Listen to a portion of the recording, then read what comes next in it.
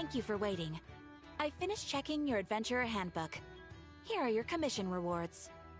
We have no other urgent commissions on the books at present. Thank you for all your hard work lately. Perhaps you two could consider taking a vacation. Amazing! Paimon never thought we'd end up having downtime in Nocturne. Things were pretty hectic when we first got here. Everywhere you looked, it was either the wild hunt causing chaos or the Fatui stirring up trouble. It felt like this whole region was one giant slime in a barrel, ready to go boom at any moment.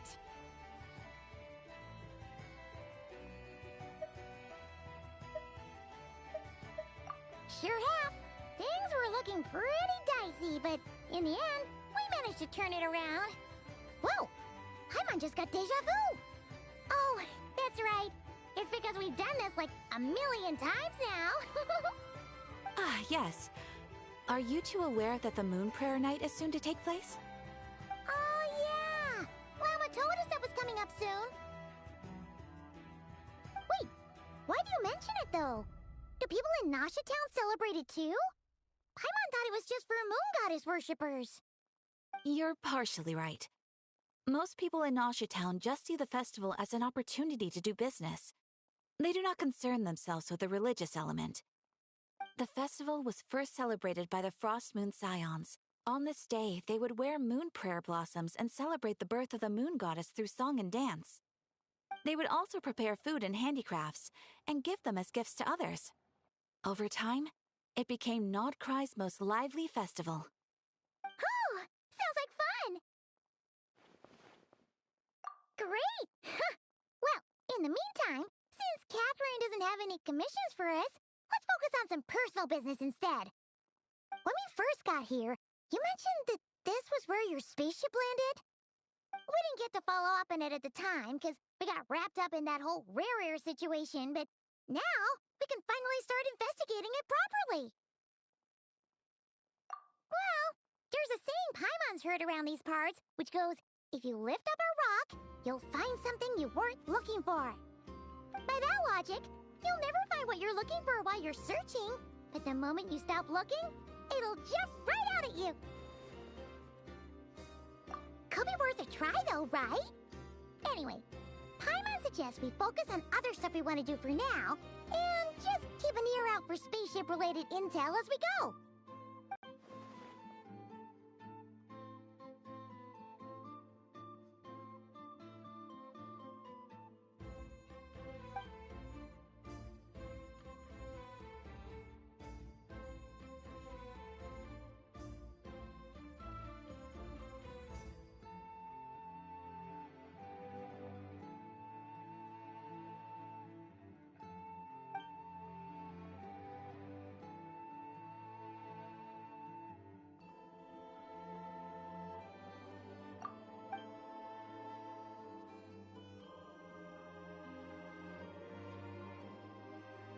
What's wrong? You look super serious all of a sudden. Huh? Paimon gets why you'd be concerned about Columbina, but what does the doctor have to do with anything?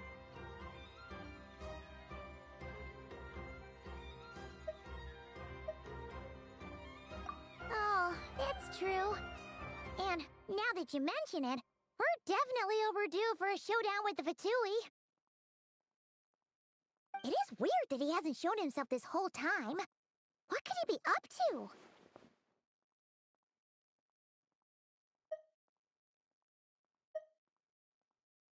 True. Paimon would much rather deal with Marionette anyway.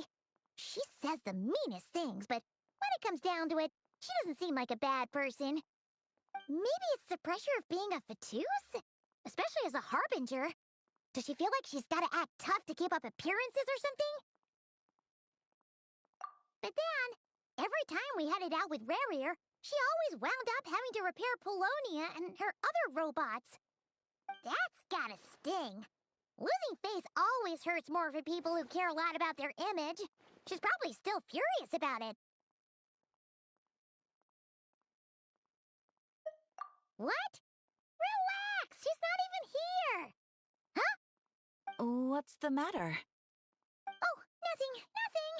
Sorry. We'll We'll be on our way now. Where are we again? Oh yeah, Columbina? Right, yeah. Let's go see Columbina.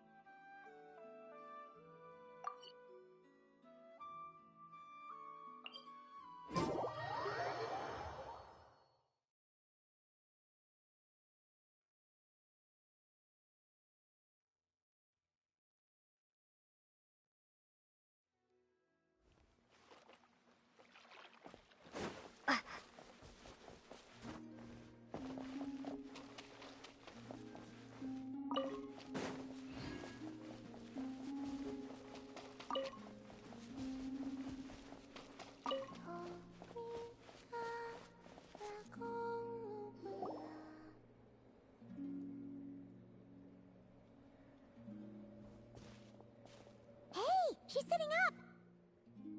Is me sitting here a rare sight? No, we just thought you'd be resting. Perhaps I would have been, were it not for the sudden arrival of some unexpected guests. Not that I consider it a disturbance. After all, you are the only ones who are free to enter. Would it not be a little unfriendly of me to lie down while we speak? I didn't realize you put so much thought into little things like that.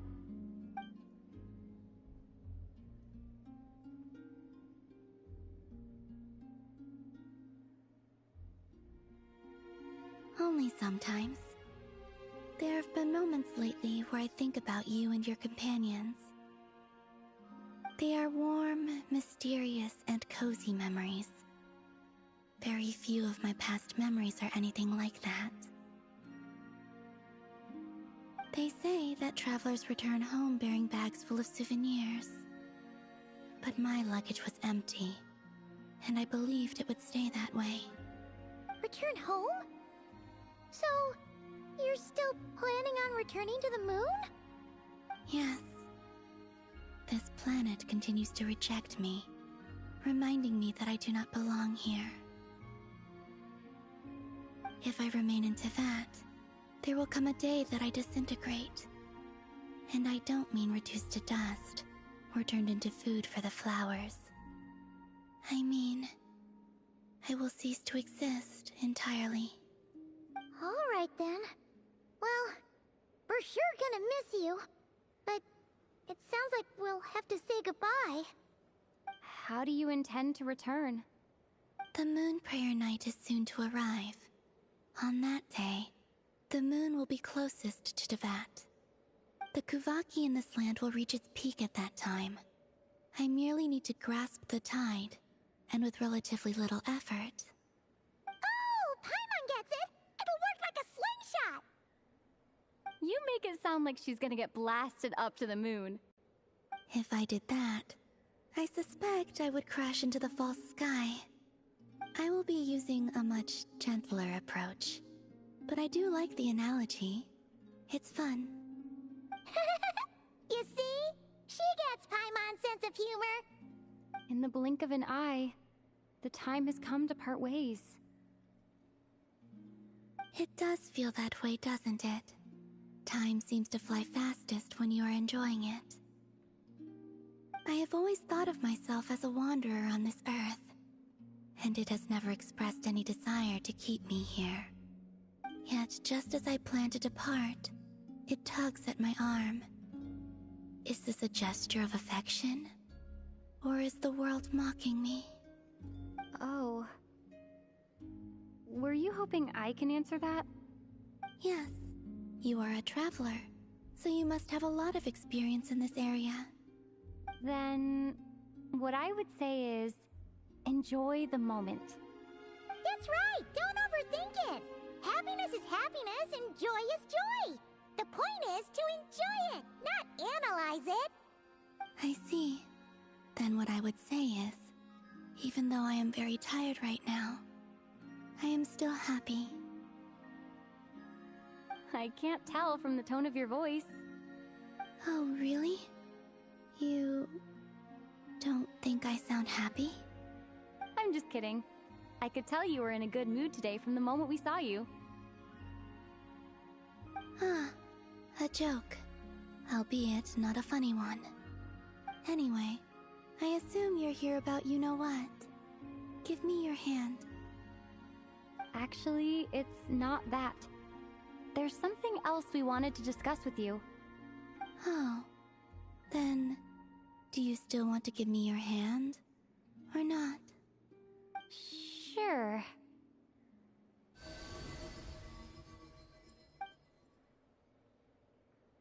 Thank you. So, I've heard that in the Moon Prayer Nights of the past, people here would hold celebrations in the Moon Goddess's honor. Since you helped so much in our fight against the Rehir of Solnari, I think you deserve a farewell party before you return home. I haven't asked everyone else for their opinions on this yet, but I'd like to invite you to join the upcoming Moon Prayer Night. I've never joined a Moon Prayer Night before. I'm not sure what I would even do. Oh, don't worry about that. We take care of everything. All you need to do is show up. Of course, there's no need to force it if you're not feeling strong enough. It's just, this kind of felt like a golden opportunity. But they call me Kutar, and the Fatui have an arrest warrant out for me. I shouldn't appear in public right now.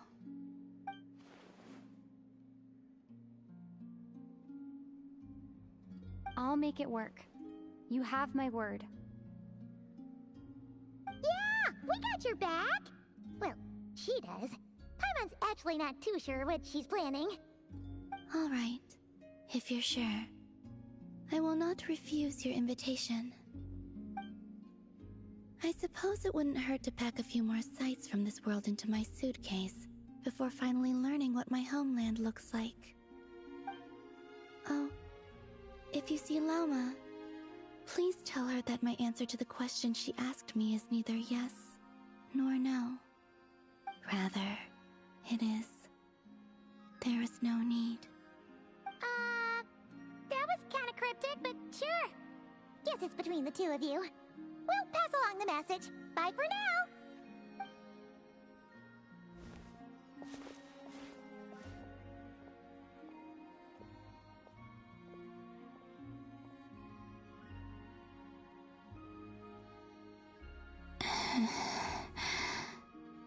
And also, I do not know.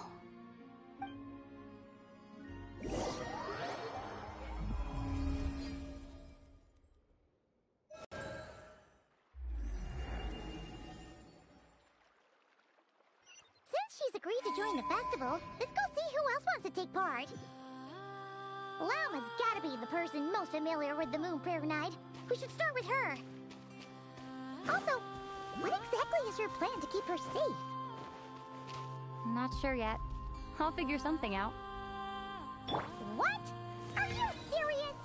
And Paimon even gave you her vote with confidence back there. When did you become so sneaky?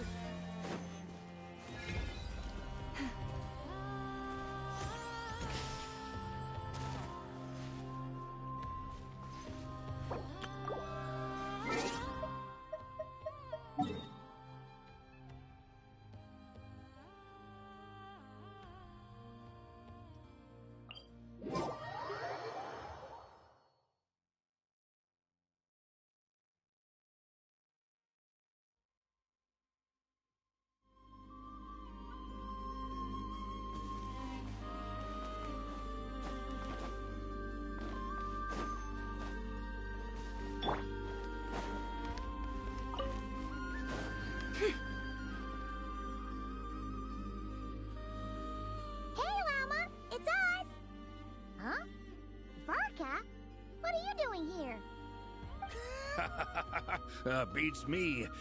I had a bit too much to drink last night, and when I woke up, I was on Hisi Island. Mr. Varka is helping to oversee Nasha Town's preparations for Moon Prayer Night. He is here to go over some details regarding the decorations and custom cloth designs. Right, yeah, that too. What do you mean, that too?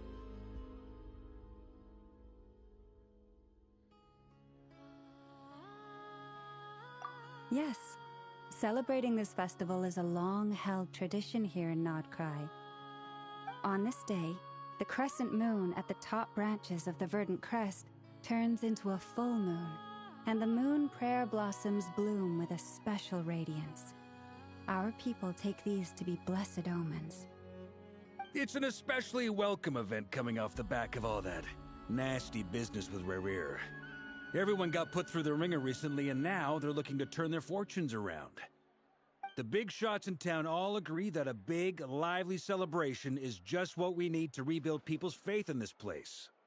No wonder Catherine said the people weren't so bothered about the religious element. That's right. It's become more of a local custom by this point. The celebrations have little to do with whether the religious stories behind this event are true or not. Even the Frost Moon Scions are eagerly awaiting the coming of Moon Prayer Night, despite now knowing that their past beliefs were founded on a falsehood. That's fair. It's a bit like the Lantern Ride in Liyue. It's a chance for people to enjoy themselves, not debate the existence of the Adepti.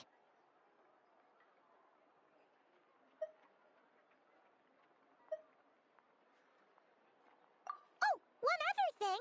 We just went to see Columbina. We went ahead and invited her to take part in the festival this time. Hope it's okay. Wait, so... you mean she agreed to it? Huh.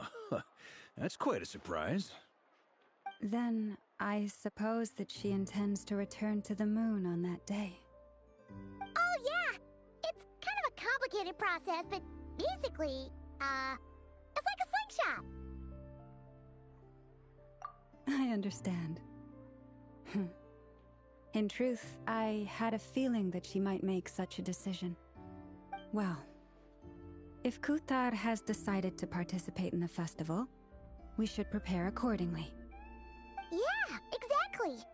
She was saying how it could be risky for her to show her face in public. We were wondering if there was any way we could hide her. Unfortunately, the people who carved the statues did an excellent job of capturing her likeness. It will be very challenging to hide a goddess whose face everyone is so familiar with.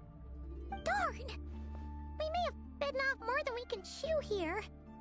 Nah, don't sweat the small stuff. We can handle that. Huh? Are you saying you have a plan? Not as such, no, but the most important thing with a festival is to keep the mood light and your spirits up. You can't go preparing for a festival with those long faces. You'll never convince anyone to enjoy themselves. The Mondstatter spirit is strong with this one. As it happens, I agree with Mr. Varka. Let's start by making our appreciation for Kutar the beating heart of the festive atmosphere. And who knows? Once we get the ball rolling, perhaps everything will just fall into place. Hey! Did you catch that? Lama said the thing! Or close enough, at least.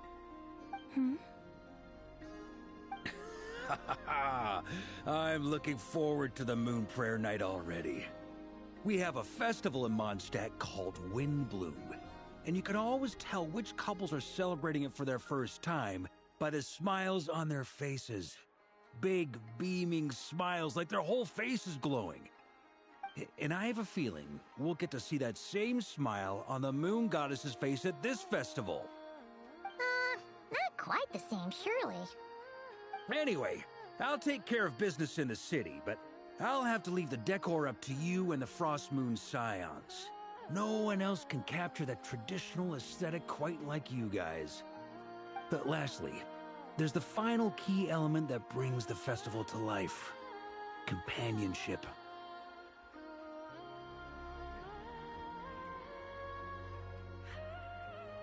Before you leave, let me show you something that we've been preparing. Mr. Varka had asked to see it already, so you may as well tag along. Also, I have some further questions about Kutar's decision.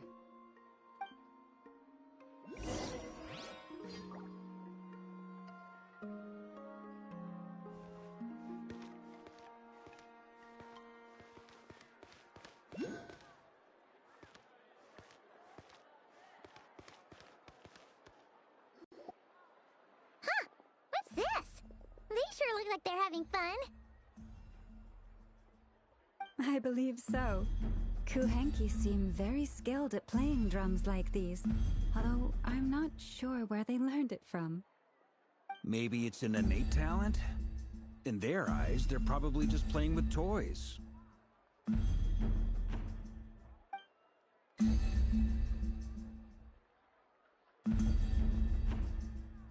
Wanatar!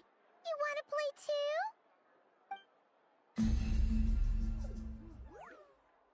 Yeah. She looks more confused than anything. Maybe we can teach her next time if we get the chance.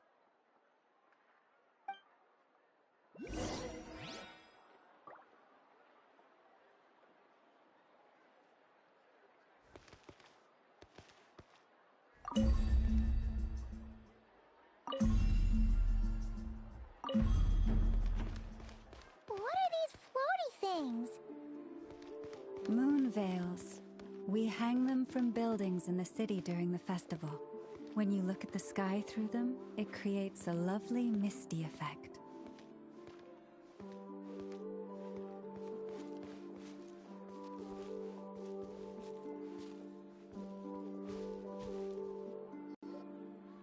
Everyone seems hard at work.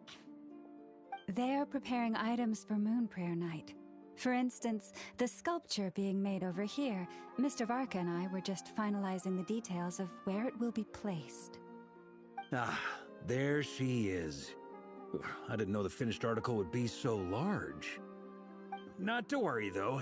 All the necessary arrangements have been made. Just let me know once it's ready, and I'll get some people to ship it over.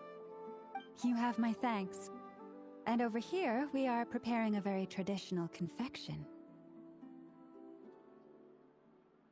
Oh, look at all these colors! It looks great!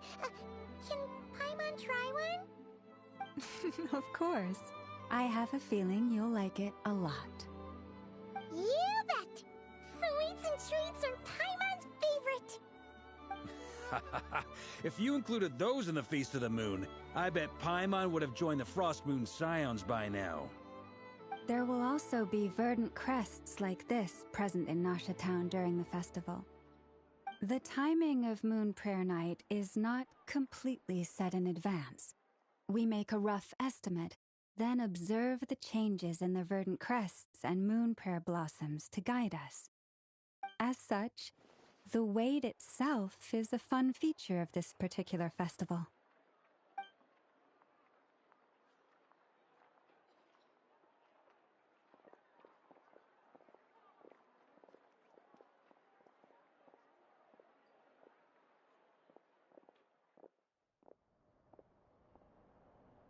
Let's talk here. To tell the truth, I am very surprised to hear that Kutar is willing to participate in the festival. I once asked her if she'd be willing to stay with the Frost Moon Scions. I could introduce her to everyone, and we could be a family to one another. She did not answer, but she has not appeared here since. I took this to mean her answer was no, but if that were the case, she would not have accepted this invitation. Ah. I see. Maybe she is right. Maybe the Frost Moon Scions of today no longer need a moon goddess. But my wish was not for her to come here and be worshipped as a deity. I simply wanted to offer her a place to stay. I'm sure she believes that showing herself here might invite Fatui intervention, and as such, she does not wish to cause us trouble. But what really pains me about all this is that this is her birthplace. She ought to belong here, yet no one has been able to grant her shelter. I think I'm qualified to weigh in here. When someone's about to depart on a long trip, what they need is blessings, not burdens. We should wish her the best, not make the journey harder than it already is. Anyway, she's agreed to attend, hasn't she? All we need to do is simply respect her decision. I see your point. Yes, she will soon depart after all. Our job is to leave her with some happy memories. Besides, who's to say her journey to the moon is a one-way trip? It's not like she can't come back and visit if she wants, right? Paimon agrees wholeheartedly. Festivals are all about having fun, so let's keep it simple. All right, I'm gonna head back to Nausea Town soon. Want to come with? I'm guessing you have some other folks to visit there. Sure thing, let's go! Bye for now, Wilma! Thank you all. Goodbye.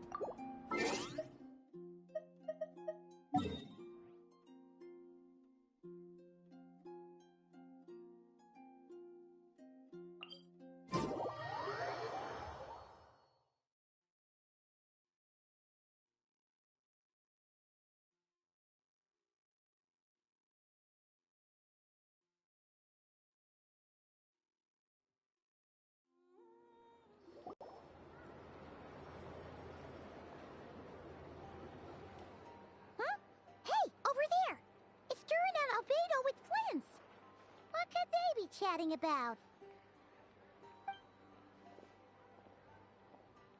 Your guess is as good as mine. Ah, Grand Master, and the Traveler and Paimon. Hello there. It's been a while. Perfect. We have some new volunteers for our investigation. Wait, let me guess. The righteous Lightkeepers are finally ready to hunt down the Abyssal Dragon? Haha. Yes, that too. Yeah, right! Oh, wait! Why does everyone keep saying that too? Well, to be precise, the facts match, but not the causality. Wait, so I guessed right? Half right! Don't act so impressed with yourself. Maybe I can explain. We ran into Mr. Flint's north of Nausea Town. At that time, we just noticed a few abyssal creatures out in the wild, but the strange thing was, I didn't detect any traces of abyssal energy on them at all. On closer inspection, we realized that they were not real monsters, but something akin to reflections in the water, or perhaps a mirage. Huh? What do you mean? Like, you could see them but not touch them? Exactly. It was very peculiar. They roared and tried to attack us, but we could not make any physical contact with them. I think I've heard of things like that happening in Nocturne before, but I don't know much about it. Yes, it's a known phenomenon. Mirage-like illusions tend to appear in Nocturne in the run-up to Moonprayer Night. From a distance, they appear quite real. I myself thought that Misters Durin and Albedo were locked in battle with abyssal monsters when I first arrived. But after sharing intel and investigating a little further, we can confirm that these illusions are harmless. There is no great cause for concern. All the Mirage stories I've heard are either animals, rocks, or small houses. Abyssal monsters, though? That's a first. It's a first for me, too. So I'm planning to look into it further just to be on the safe side. I intend to inspect a few more locations. What about you two? Any plans? Alice contacted me a few days ago. She'd like me and Durin to assist her with an experiment. But we lost contact shortly after receiving the message. I'm sure that comes as no surprise to anyone familiar with her. We don't know when the wind will blow, yet when the wind blows, we will know. That, in a nutshell, describes how Alice operates. Yeah, that tracks. Okay. Well, I suggest we investigate this Mirage business in the meantime. It's piqued my curiosity, and I'm pretty sure I know someone who will already be 10 steps ahead of us. Well said. Right? Whatever's happening in Nocturne, she always seems to be the first one to know. Let's go see what she knows. We can invite her and her staff to the festival while we're at it.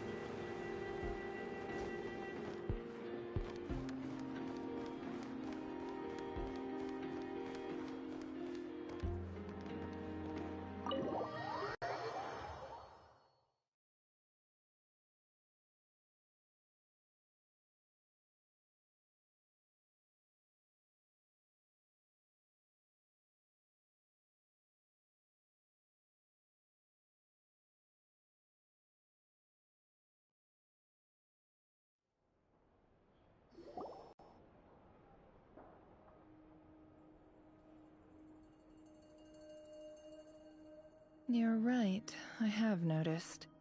There's certainly something a little fishy about this situation. Only a little, though. Records indicate that this phenomenon can occur in the days before and following Moon Prayer Night.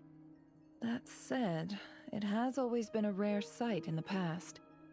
The odds of encountering these phantoms are similar to looking up in the night sky, happening to see a shooting star, and managing to make a wish before it disappears. But this time, either everyone's getting lucky, or they're appearing far more frequently than usual. Yehoda's out gathering intel as we speak. In the meantime, let me check off some points of interest. First, the Abyss. The ones we saw seem to be abyssal monsters. Indeed. But we have identified one location where many more of them have made an appearance. And not just monsters, but human phantoms too. Given the scale and nature of the phantoms, it's almost as if someone's last memories are coming to life. Or perhaps the memories of multiple people. Oh. So you mean the phantom monsters are hunting down the phantom humans? Exactly. The phantoms can interact with each other, but we have no means of intervening. In addition, some of the human phantoms would seem to be from the very distant past. This is clear both from the clothing they wear and the stories they tell. They claim to be from Hyperborea, a name which I've heard from Lauma before. If this is true, it means they must be from 6,000 years ago. Did Paimon hear that right? 6,000 years? It sounds like this merits further exploration. That'd be a big help. I'll leave it with you, Albedo. My knowledge of ancient history is non-existent. I used to doze off every time the pre-Knights Favonius era came up in class. It's quite a miracle that you were able to understand these phantoms' speech, given how long ago they lived. I suppose you're right. But I'll leave the archaeologists to ruminate over that conundrum. As an intelligence broker, my sole interest is in the value of the information I gather. Which, in this case, hopefully means earning myself some good favor with our dear Lady Moonchanter. So calculating. Whew, this intel broker logic always catches Paimon by surprise. Sounds to me like we could split the work up. I think the abyssal phenomenon is best left to Albedo, Flints, and me. Agreed. It coincides with my duty as a lightkeeper. For my part, I'd like to understand the abyss better. Even a little knowledge would go a long way. This is certainly a rare opportunity to study the abyss. But even rarer, perhaps, is the chance to make contact with the ancients.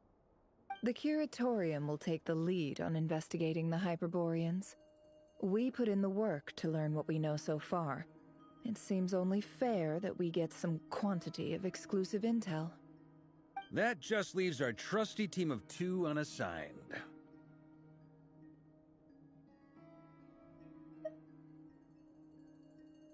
Since you became an honorary knight, of course. This was part of my grand plan all along. Ha ha ha! Oh yeah, by the way, we managed to convince Columbina to come to the Moon Prayer Night celebrations. Would you and Yehoda like to join too? She agreed to that? Huh. Quite an achievement. Never underestimate the traveler, I guess. I'd be happy to join. No point shutting myself inside when the streets are all decked out. I doubt any clients will be visiting during the festival in any case. And Yehoda loves a party, so I'm sure she'll jump at the opportunity. No. No. No. No. No. No. No. No. No. No. Way to contradict me in front of... Wait. No, that's not what I have bad news, boss. So many people. All right, everyone inside, quick!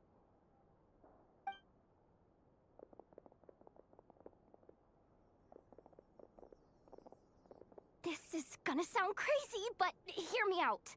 I saw one of those phantoms at Star Sand Shoal, and it was some sort of flying ship.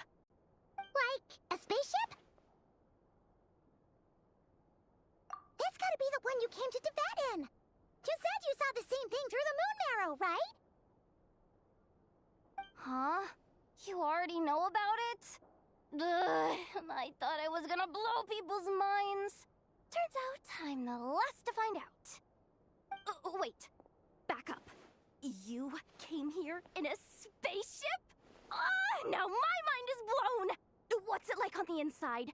Was it like flying through space? I want to know everything! Yep, exactly. Huge discovery. You're the best, second best intel broker in the world. After your boss, of course. Wow. Really? Well, I don't know if I'm all that, but... I guess that decides where we're heading next. Come on, don't look at me like that. I know the spaceship doesn't have anything to do with me, but you don't want to leave me as the only one twiddling my thumbs, do you? Please? Fair enough. You can tag along. In that case, let's meet back here to discuss our findings once we're done. I wish everyone a productive investigation. You too.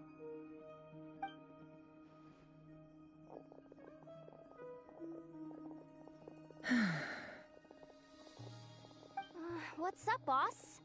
Aren't we gonna head out? Tell me, Yehoda, when did the Curatorium start giving out intel for free? Oh, sorry, boss.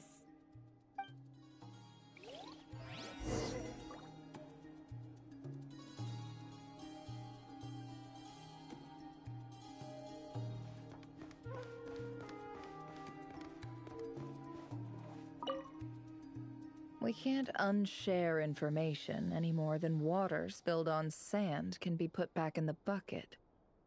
I'll just have to balance the books some other way. Please, boss. There's gotta be another way. Who knows? Depending on what they find, maybe this will work in our favor. Please don't find me.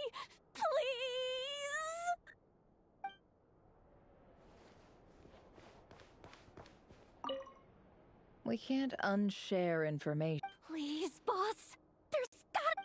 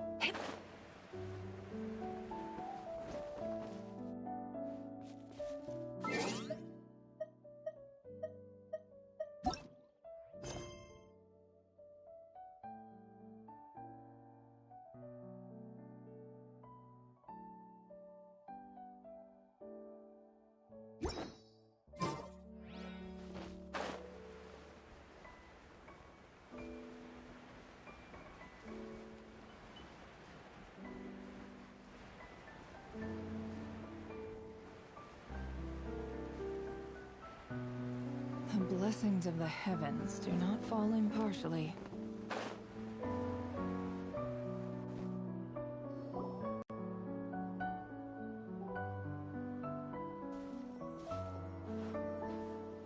Wow, what do you know? Yehoda was right on the money. This Phantom really is your spaceship. But that's so weird. Why would it show up here? Is it some kind of projection? Or a ghost?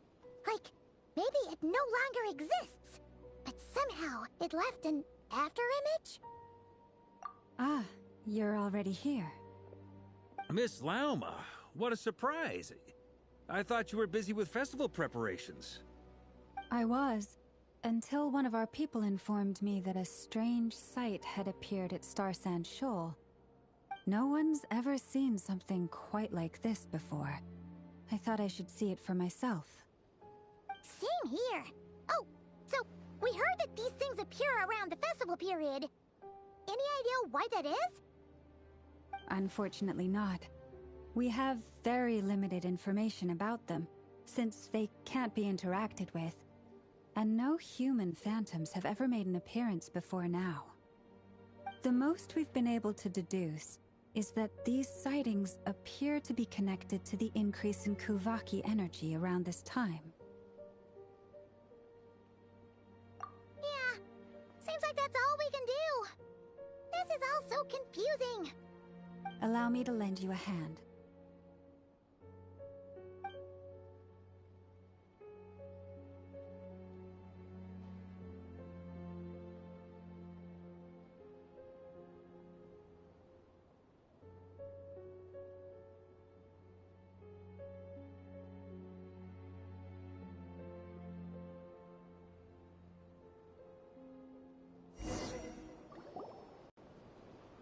Everyone, our friend here should be able to provide us with some information.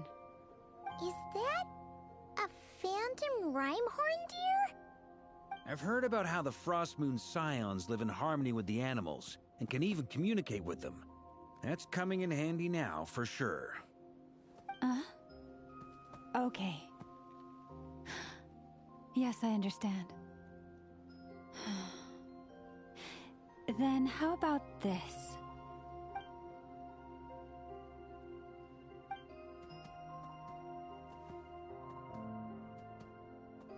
Oh, it's leaving.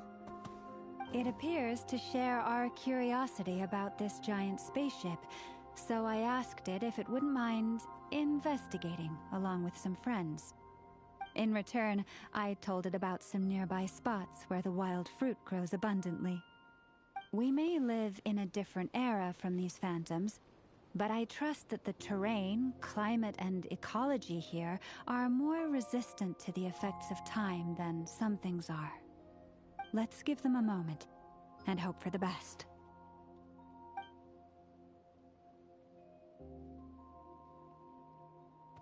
All back together?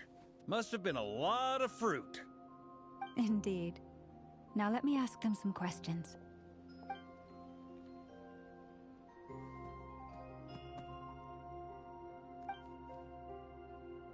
It did find a lot of wild fruit, enough for them to feast for a long while. This puffin circled in the air several times, but didn't spot anything out of the ordinary. Certainly nothing to do with the spaceship. Huh. Well, it definitely makes sense to get a bird's eye view. Indeed. Other than that, I was also thinking that the world these phantoms see is also different from ours. Oh, I get what you mean. The wild fruit exist in both times and spaces, but there might also be things that only exist in that space-time, which we can't see.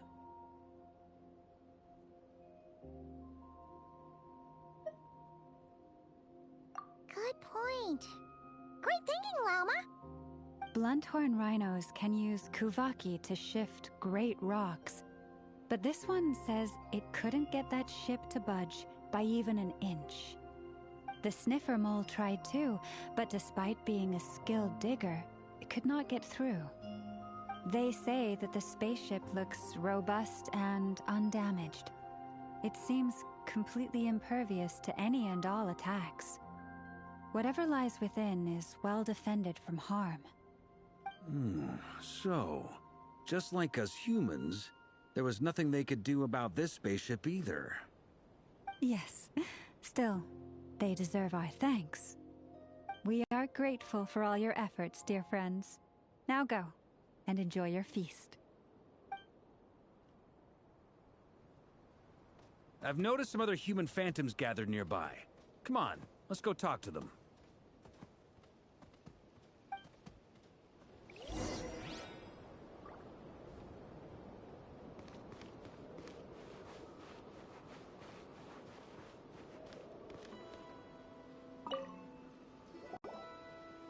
What is this thing? I've never seen it move, and there's no way to get inside. Goodness knows. My grandpa says it's been sitting here at least since his grandpa was still alive. What about his grandpa? Did he say anything to your grandpa's grandpa about it? Huh? I don't know. In all likelihood, it was here back then too. Hard to imagine something this huge could move. Guess that means that as far as they're concerned, this ship's been around a long time.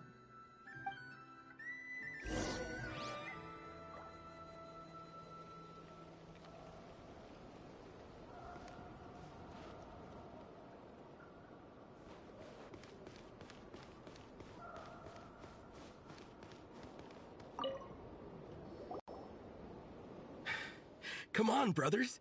If we can get even a small chunk off of this thing, it's gotta be worth a fortune. Today is the day we strike it rich. Huh? You mean Paimon? Yes, brother, I shall join you. Let's make our fortune. We should go with them. What the?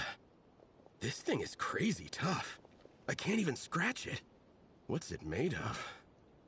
Sorry, brother. Looks like we'll have to seek our fortunes elsewhere. Enjoying yourself? I was just seeing if I could influence this phantom's perception by playing. But nope, no dice.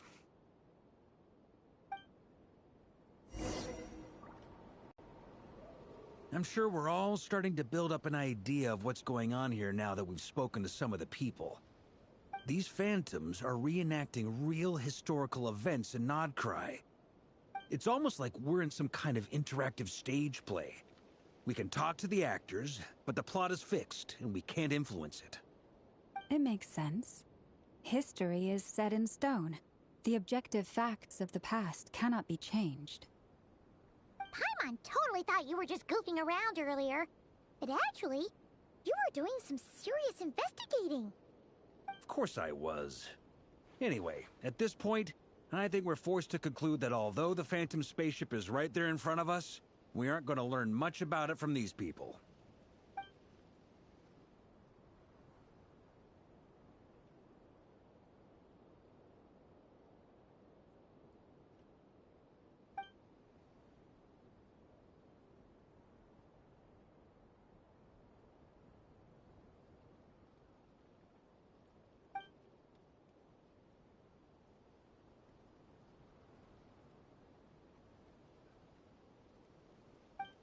Don't be discouraged. If nothing else, this is proof of the ship's existence. And think about it.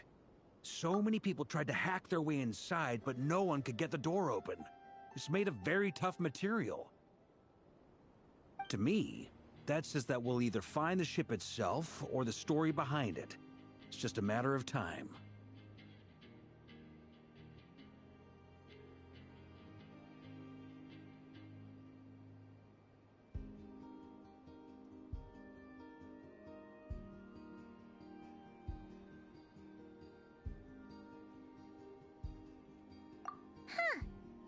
Every now and then, when Varka gets serious, he actually does seem like Grandmaster material for once. I wonder how the others are doing. Let's head back for now. Sounds good.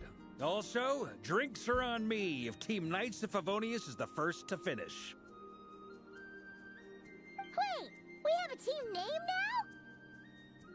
now? Am I in Team Knights of Favonius as well? You're very welcome to join. We've even got a cathedral ready for you. Isn't that technically blasphemy? You wouldn't dare make a joke like that if Barbados was in earshot. Nah, I'm sure Barbados doesn't mind a little harmless blasphemy once in a while.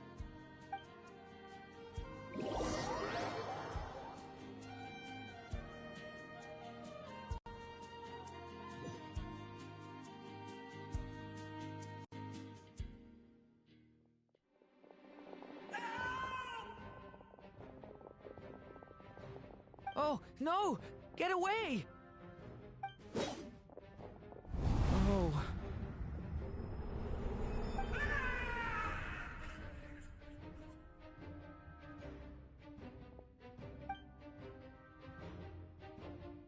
I know it's hard to stomach, Mr. Duran. But as I'm sure you've noticed, there is nothing we can do to intervene in that which unfolds before us. But we have to at least try. And try you have. But are you aware of how many unsuccessful attempts you've made now? I wasn't keeping count.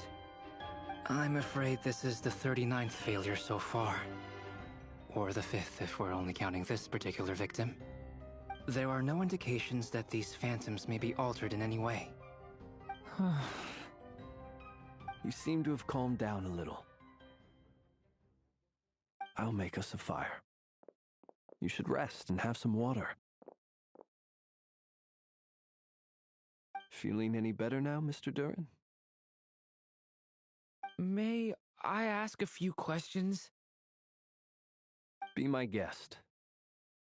What exactly are we witnessing here? What happened to those people? My guess would be that we are seeing Nodcry during the Conrian Cataclysm. Would that be accurate? Conria. That is correct. As you know, once the Abyss senses even the tiniest crack, it floods in and spreads like wildfire.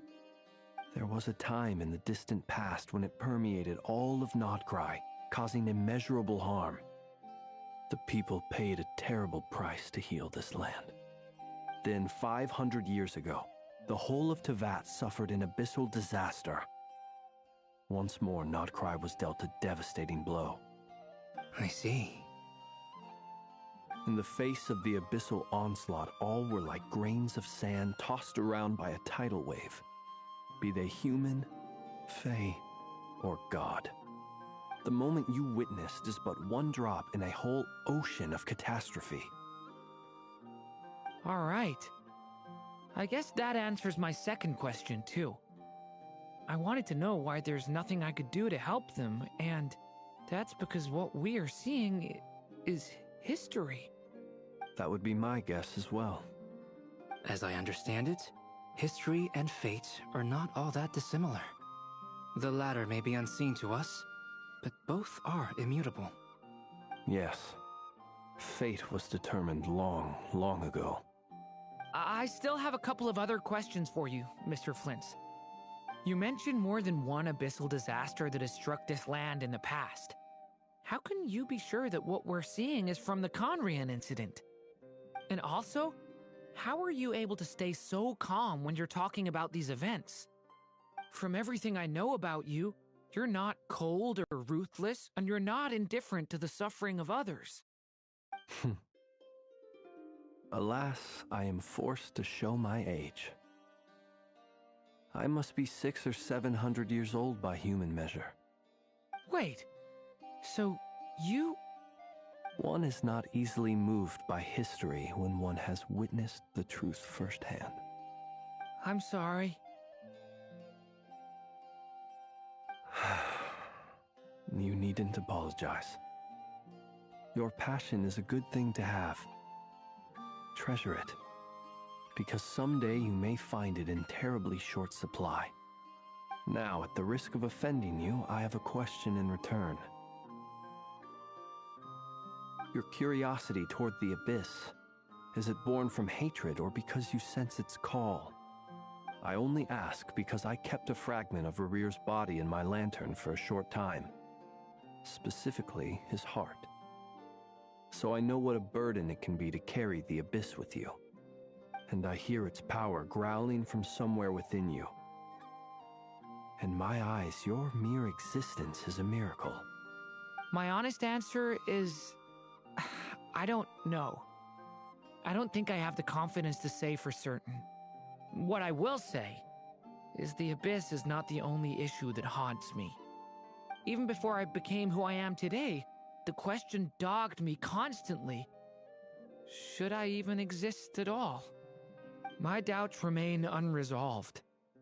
But when we fought Rarir, something became a little clearer to me. Sometimes it is the darkness within us that allows us to achieve the impossible. I certainly got the sense from your 39 attempts that you were trying to achieve the impossible. It sounds like you've resolved to see the truth for yourself. Absolutely. In that sense, he and I are quite similar. Then I wish you every success. I look forward to the day of your transcension. Well, if everyone's caught their breath, I suppose we should head back. Oh, and one last thing. I'd appreciate if you kept our discussion about history a secret.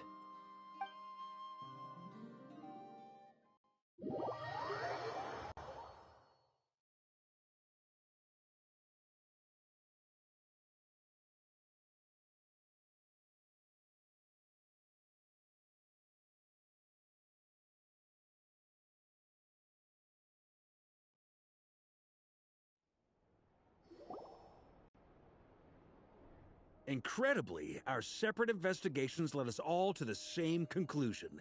Hooray for consensus! Yeah, but we barely learned anything, though. I totally thought this would be the mother lode. Talking with the ancients? I mean, come on! But nope. All we got was useless snippets of conversation. And all this stuff about moons and hyperopia. What a load of baloney. Seems like people back then had a few screws loose. I understand your frustration. We found the same issue. Each phantom only showed a very brief moment in time. There isn't much value to be found in these miscellaneous fragments of a civilization's history, no matter how glorious it may have been. If there's a silver lining, it's that these phantoms are harmless to the present reality. They shouldn't get in the way of the festivities. Paimon agrees.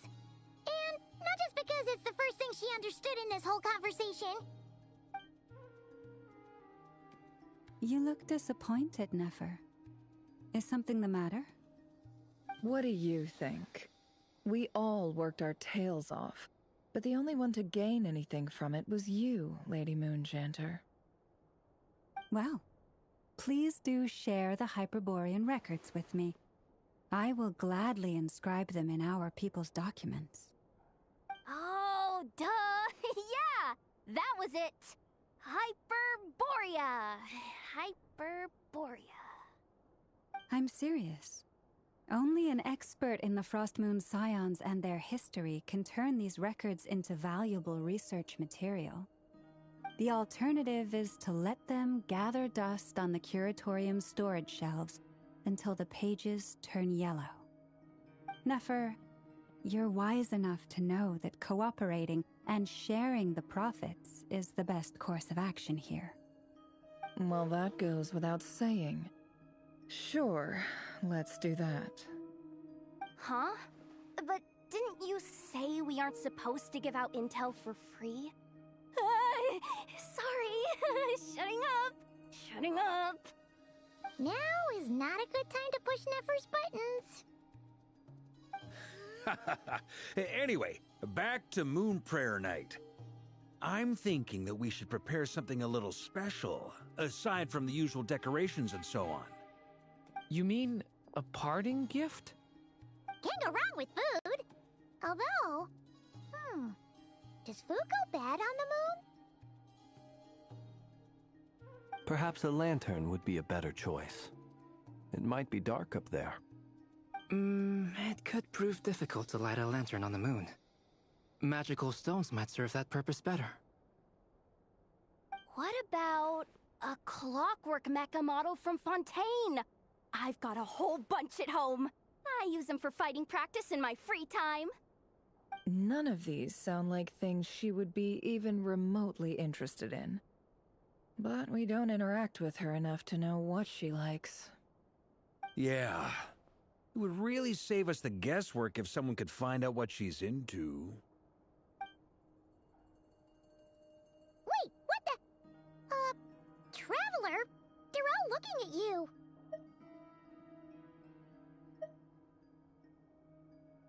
Great! Haha, problem solved. Now, I need to stop by Dory's. Gonna need her help sourcing a bunch of stuff for the festival. Then let's leave it there for now. We all have our own business to attend to. Traveler, if you find out what Kutar likes, let us know right away.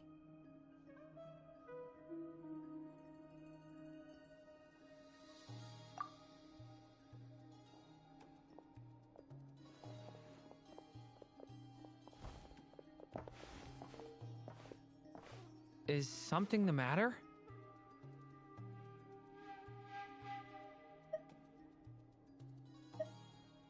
I'm fine. It's just... I'm still feeling a little rattled after witnessing the horrors of the Abyss. But it's okay. This is something I have to work through. I'll be all right. Thanks for your concern. Well, don't put too much pressure on yourself.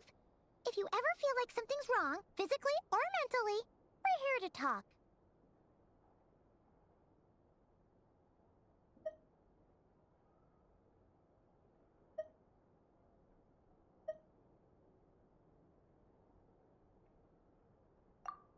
Come on. Stop treating me like a kid.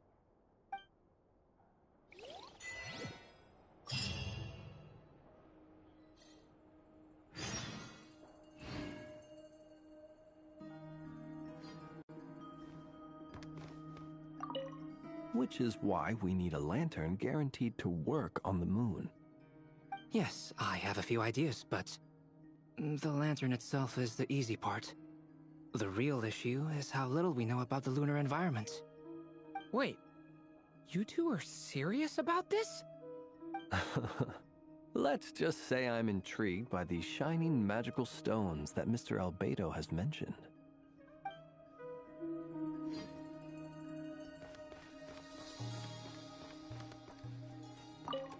Miss Lauma, would you accompany me into town? I think it'd be best if you saw the Frost Moon Scion's decorations for yourself. Very well. Let's go.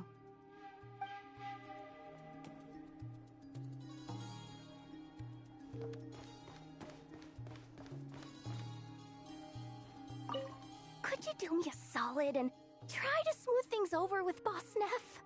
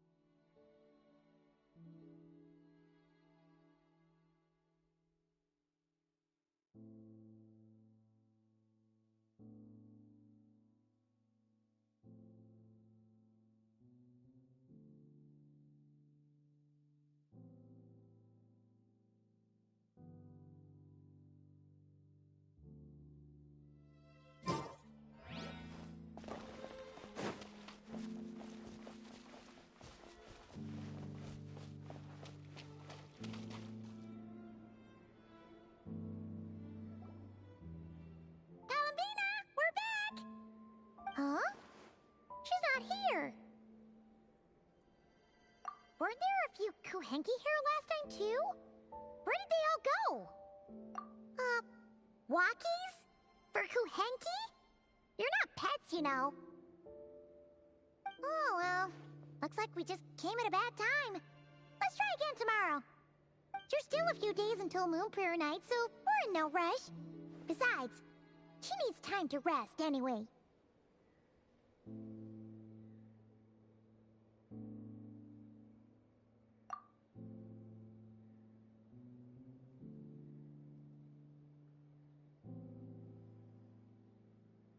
Kalamina! Are you back yet? Oh, how strange. Looks like she still isn't here. Right? It's not like her to spend so much time outside. Especially since she's worried about attracting unwanted attention.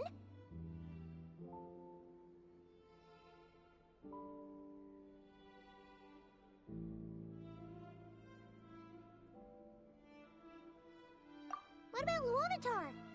Luonatar, you there? Hey! Do you know where Kalambina went? Sorry, didn't understand. But if you know where she is, could you take us to her?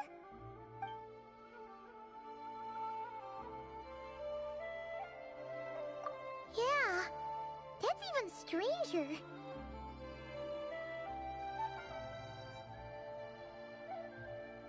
What about him? Oh, that's not good news. They change color when Kalambina gets weaker, right? And they look super pale right now. Good idea. She might know what's happening.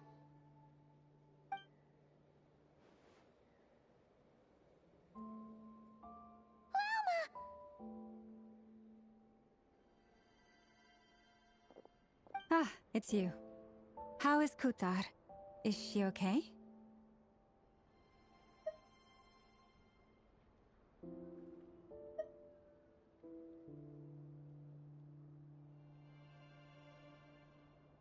No, she hasn't. I came here to check on her after I noticed the flowers had changed color. Based on past precedent, she must be very weak right now. Even getting up to walk would be a struggle. It seems unlikely that she wandered off outside. Not to mention that she doesn't do that at the best of times either. So yeah, this is super weird. No. Very few people are in the know about Kutar's whereabouts. And if anyone suspicious had visited, they'd have left some sort of evidence. Come on, let's go to Nasha Town. If anyone has seen her, someone there will know about it. It's not Kry's information hub after all. Makes sense. Let's go!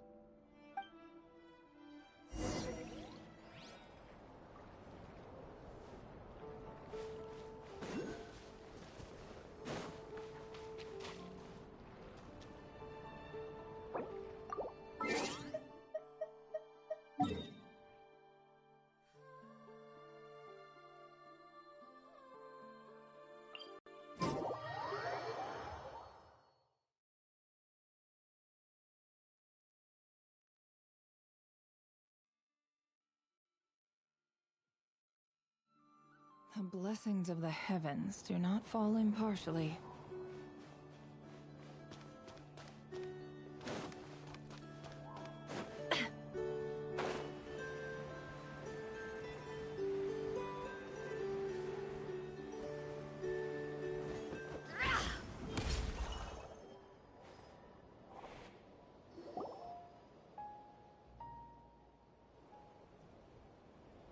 Wait a moment. Is it just Paimon, or is this stall kind of suspicious? It's never been here before, right? No, I don't recognize it. Alas, your free and easy adventure time is over. Now, prepare to face the final boss of Nocturne. Whoa! Where'd that voice come from? Not sure, but it's definitely hostile. No, not that way. The final boss is right here. The sniffer mole? That's the final boss? Surely not. Also...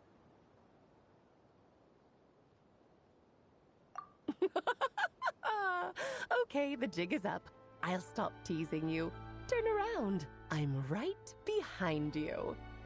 It seems I've managed to leave quite an indelible impression, even though you've never seen my face. Oh, nothing could make a great mage more pleased with herself.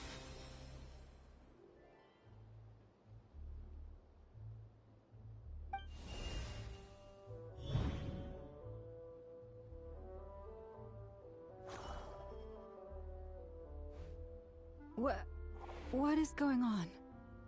I've heard that all the big shots in Teyvat have long, wordy titles that stun people speechless when they make their entrance.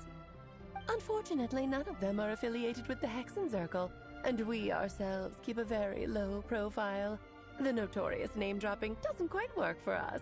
Still, I, for one, think I'm really quite amazing. So that didn't stop me from coming up with a title anyway. Alice? It's really you this time? Not a lantern or a Dodoko, but Alice in the flesh? Oh, that's right. So, what do you think? How does it feel to finally meet me? You look like...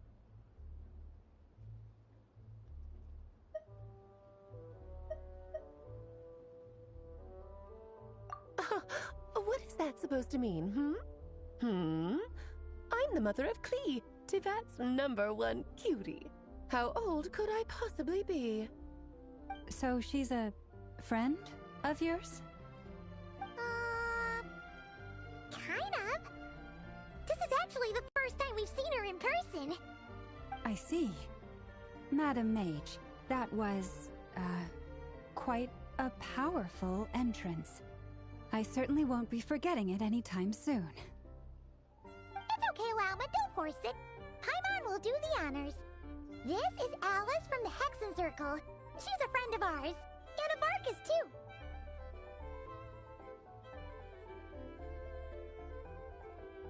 That's right.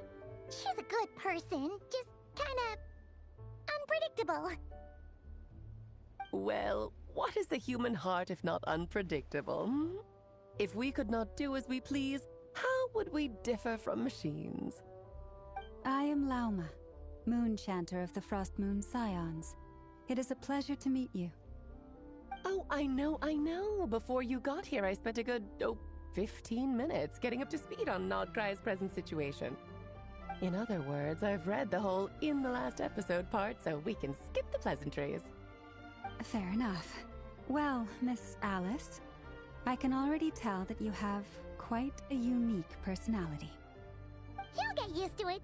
Paimon sure is. So anyway, what are you doing in Nodcry, Alice? Oh, I thought I told you already. This time, I'm the final boss. And what a formidable foe I shall be. Powerful, confident, decisive, and good luck finding my weak spot. You will never succeed.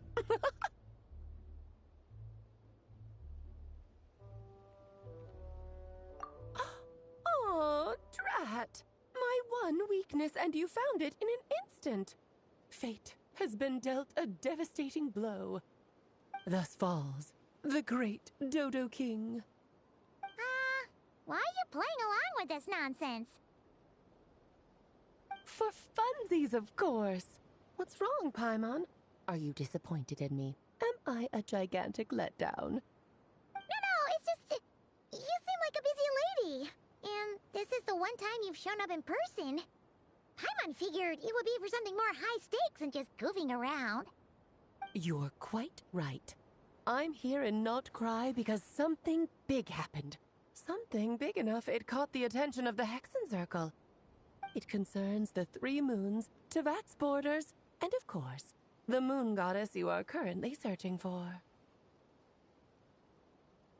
Kind of. Why don't we discuss this over a pot of tea? My main reason for coming on this trip to Teyvat was, of course, to have some fun. But I do technically have a job to do as well, namely, maintaining the stability of Teyvat's borders. I'll skip over the complicated parts, but to sum it up, abyssal energies are all that lie beyond Teyvat's border. We'd find ourselves in a real pickle if they ever made it through. And the phantoms you've been seeing are a sign that the border has been disturbed. Ah, no wonder they tend to show up around Moon Prayer Night. Is it because the real moon is now so close to us that its power can cross the border? In part, but only a negligible amount passes through. Just enough to influence the verdant crests and so on. And as you've noticed, there has been an unprecedented number of phantoms appearing this year. The influence of the moon beyond the border cannot explain this. No, there is another far greater factor at play. The trilunar syzygy. A trilunar syzygy? Eons ago, before the heavenly principles came to Teyvat, it was the then 3 moon goddesses who controlled the laws of this world.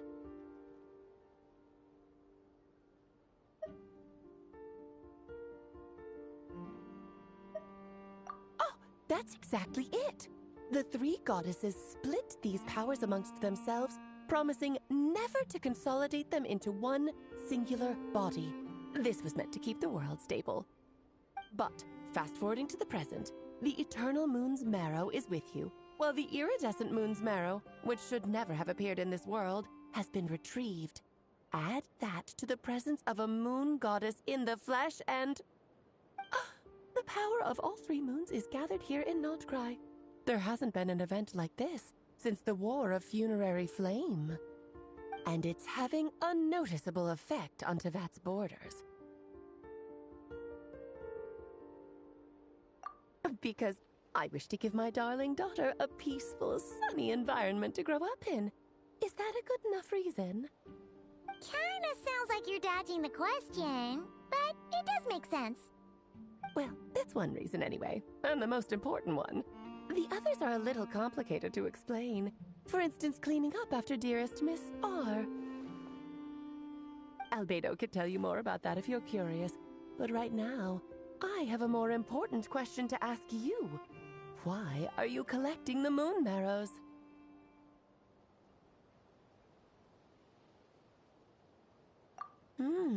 I see. Nicole told me about that legend once. Nicole? You mean Mage Anne? Oh, so you remember. Yes, of course. That was a story about fate, her area of expertise. But back to the story of our dear moon goddess. I'm afraid her intended method of returning to the moon is unlikely to work anymore. What does that mean? She may be missing, but she hasn't gone anywhere. She has disappeared.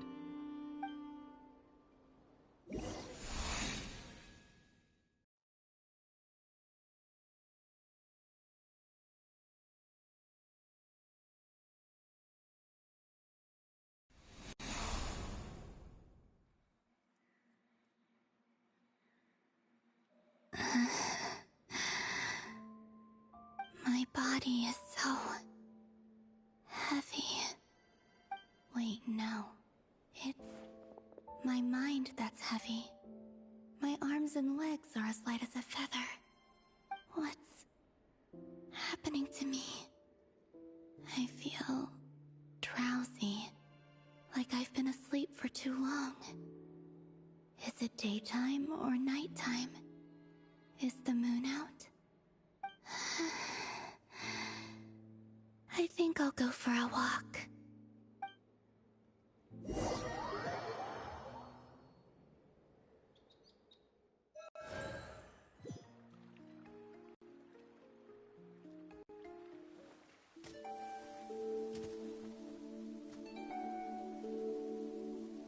Are you out for a walk too? Huh?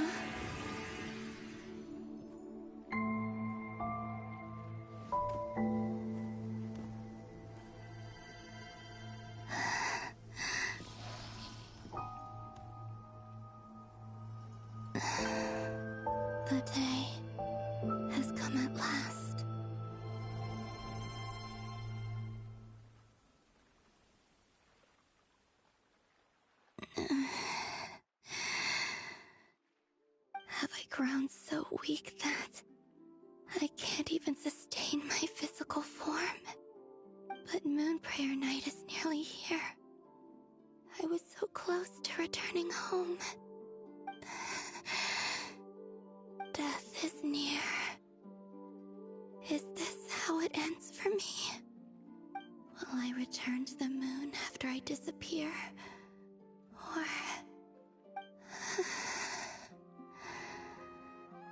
I don't want it to end like this. So far, at least, I still exist. Even if not physically, I can still feel. But as my power wanes, I'm sure that too will fade. I suppose I might take one final look at this world. The world where I was born.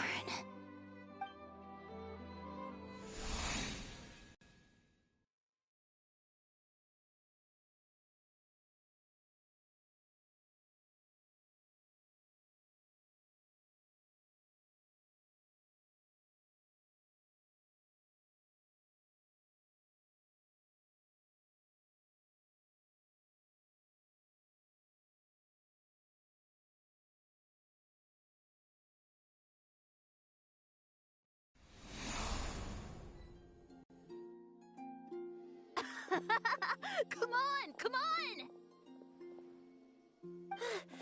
Wait for me! The Frost Moon Enclave.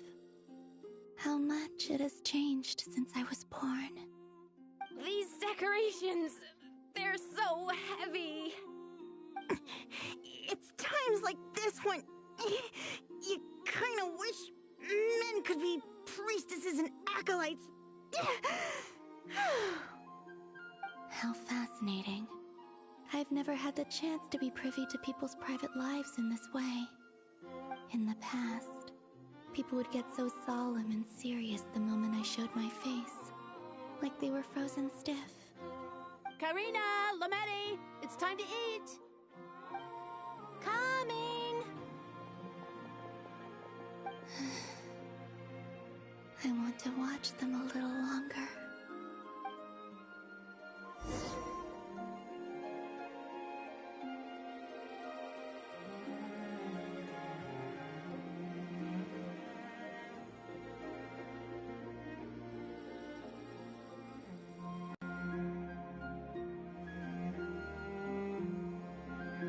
So just fill these balloons with air, right? Yep. Try a couple now to test things out. The rest can wait till Moon Prayer Night. Think fast! Rita! Teasing an acolyte of the Frost Moon Scions? Surely that's a punishable offense. Take this!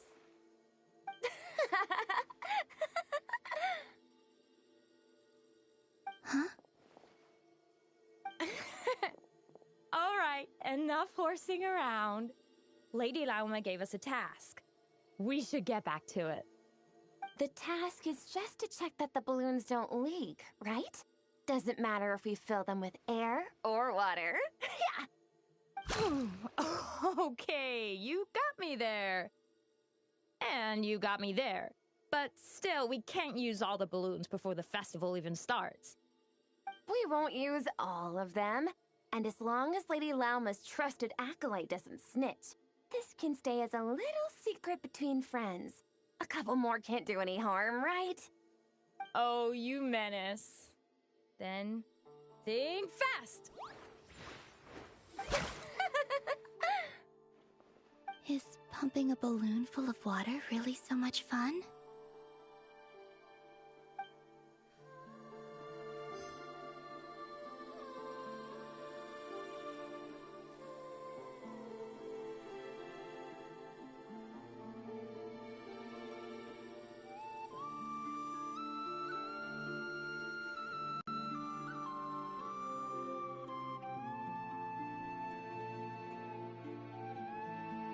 I'm sure you're both tired from playing all day. Come on, eat up. A plain, humble meal. That has always been the way of the Frost Moon Scions. Huh? How come Lameti got a midsummer berry dessert? Oh, I always get Lockaberry. I don't mind sharing. You can have a bite of mine if I get to have a bite of yours. They're sharing food? I've never shared food with anyone before. Even at the Harbinger tea parties, everyone just ate off their own plate. And when I couldn't finish my food offerings from the Frost Moon Scions, they'd leave the leftovers out under the moonlight for the animals to claim. Hey! That was 2 bites! Oh, then you can have another bite of mine. Oh, you too. Oh, don't fret now. Here, have some of Granny's too. So this is what it means to be family.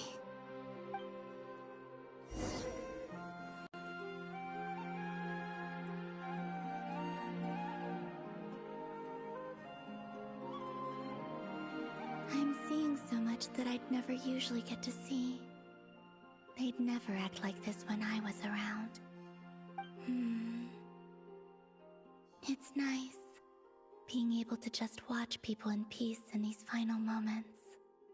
What a rare opportunity.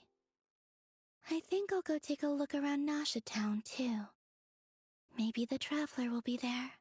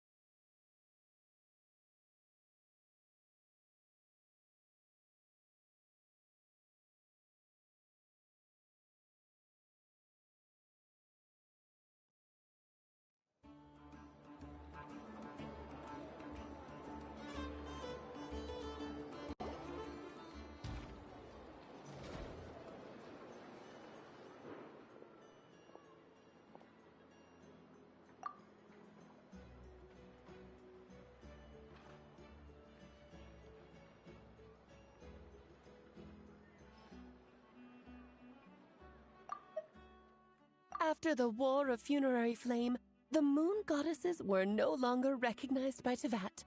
They lost the whole foundation for their existence.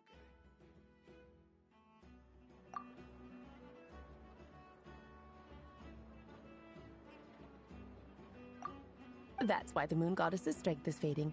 She cannot withstand the world's rejection of her.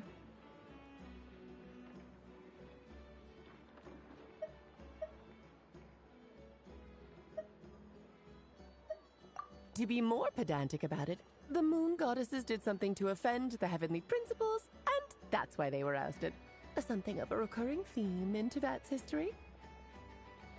Theoretically, speaking so candidly should put me in their crosshairs too, but they can't tell me what to do. I'll say whatever I want. Anywho, the Moon Marrow energies were but a drop in the bucket for her, and that battle against the Ray Hair of Solnari only weakened her further. Fortunately, it happened close enough to Moon Prayer Night when the Kuvaki concentration here is high. That's the only reason she managed to survive this long. What do you mean, fortunately? You said she disappeared. We're too late. Ugh, what a headache. I thought this was all common knowledge. I guess I have some more explaining to do. Okay, buckle up. It's time for another lecture.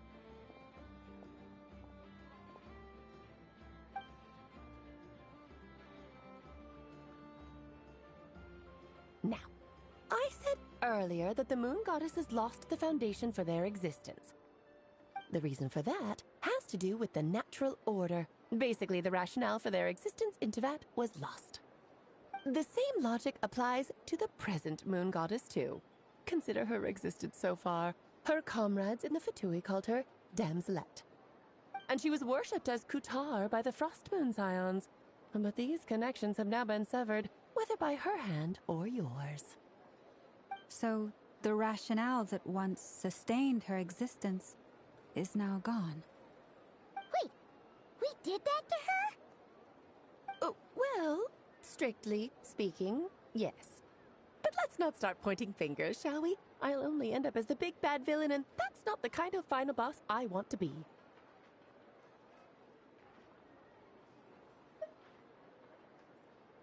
Of course I do. I'm only the greatest mage in the whole entire world. Now, if you wish to find your moon goddess, there are two problems we need to solve.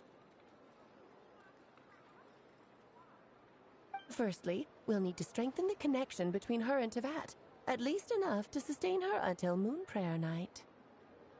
Strengthen her connection. But does that mean I'll have to rally all the Frost Moon faithful behind this? I'm afraid a bygone faith and a former home won't be of any help to her now. Do you know her name? Her name? Yes. Names are very important things. A name is a fundamental concept that anchors one's entire existence.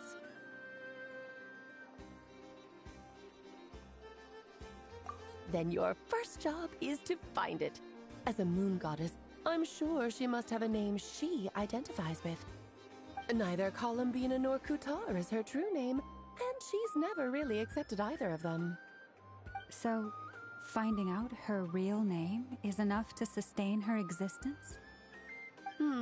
Yes, I know it sounds like a small step, but every journey begins that way. So for now, that's all we need to focus on. The second problem is with her plan to use the moon marrows to return to the moon. Unfortunately, piercing through the false sky will take an enormous amount of power. Given her current condition, she won't be able to provide anywhere near enough power, even if she recovers her physical form. But no need to fret. Nicole's the expert in this field, and I'm sure she'll figure something out. Wait, Mage N is going to help us out too?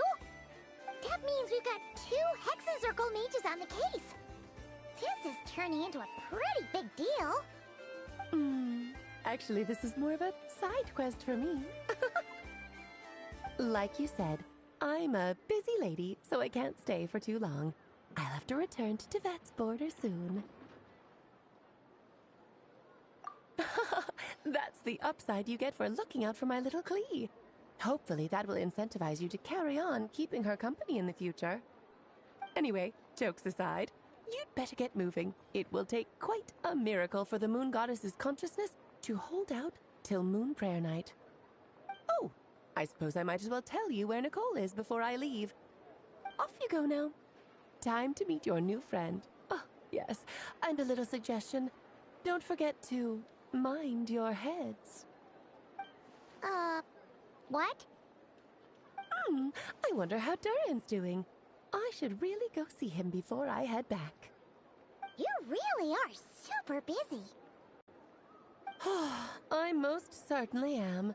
There's so many children I have to keep tabs on just in Mondstadt. Durin, Albedo, Venti, Varka.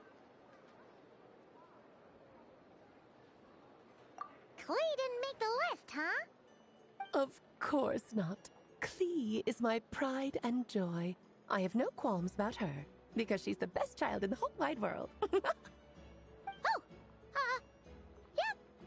Klee's a little angel. I'm glad you agree. Well, all the best. See you when I see you.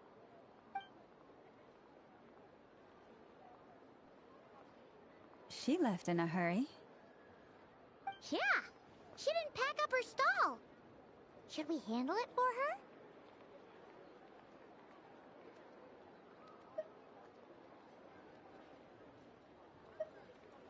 I must say, I'm now very curious about her daughter. Klee, wasn't it? What's she like? That's a long story. Come on, we'll fill you in as we go.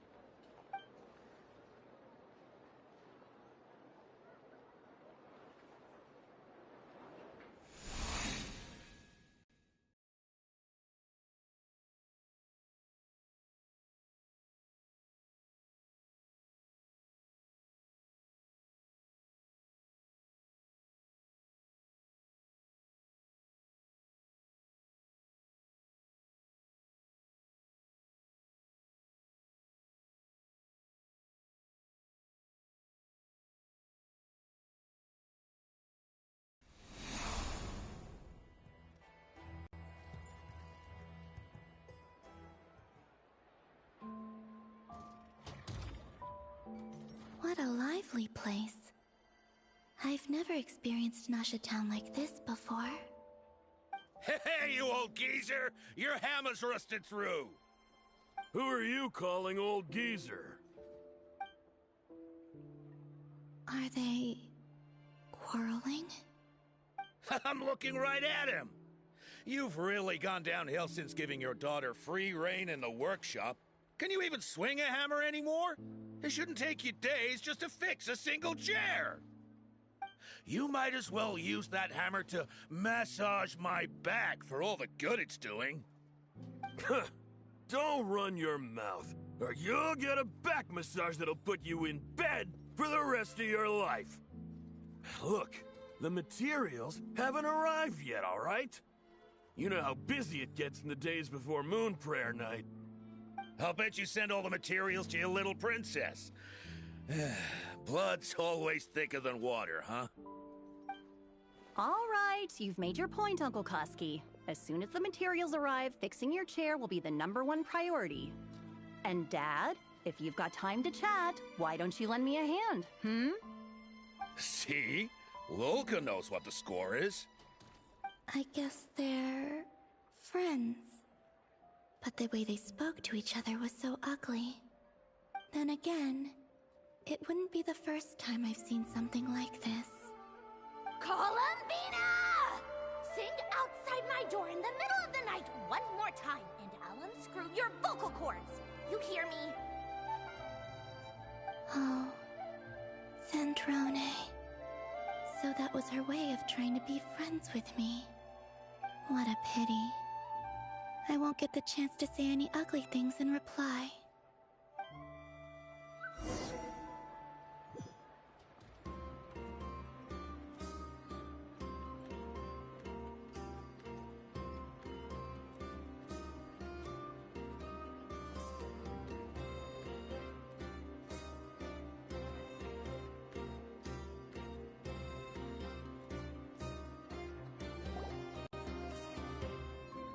Hey, have you decided what to give her for Moon Prayer Night?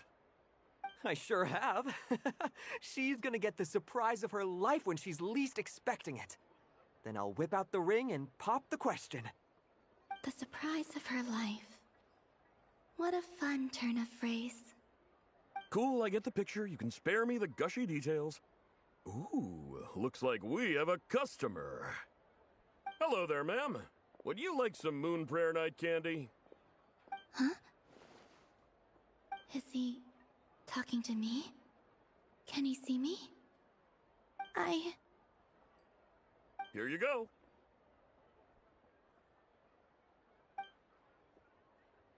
Oh.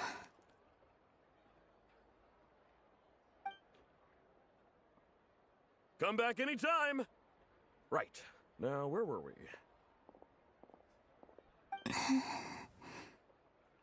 I don't know why, but I still held out hope.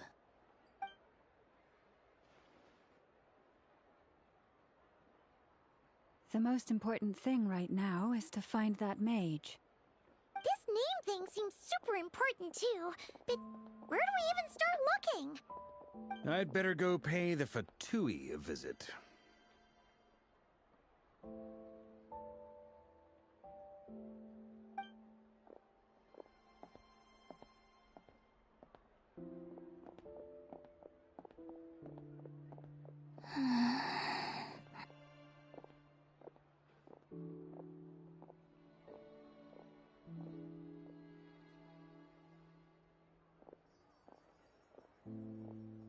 Columbina?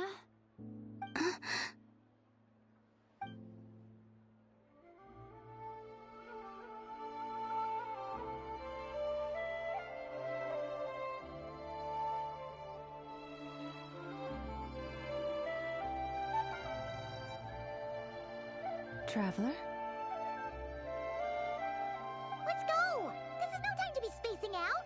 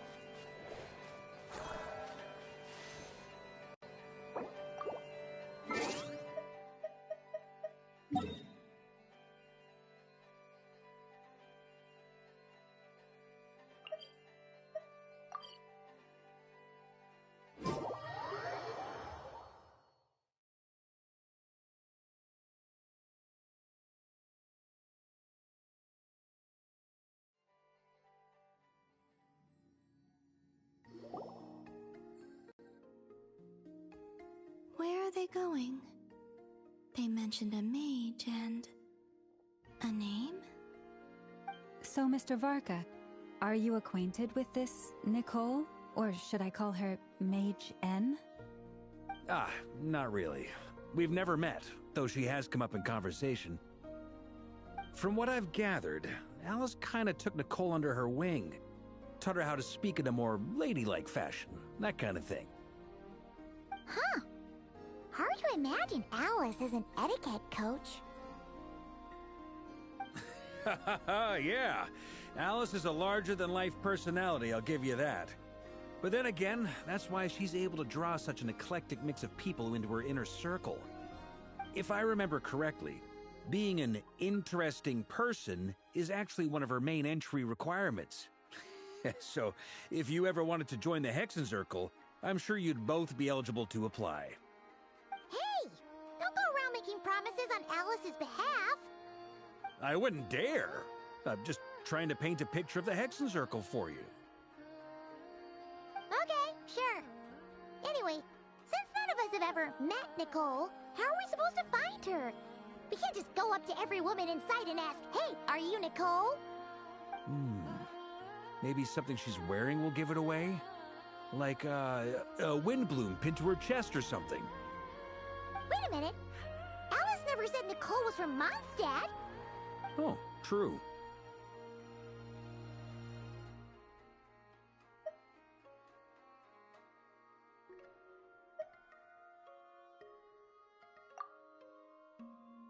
That would be... this young lady, then?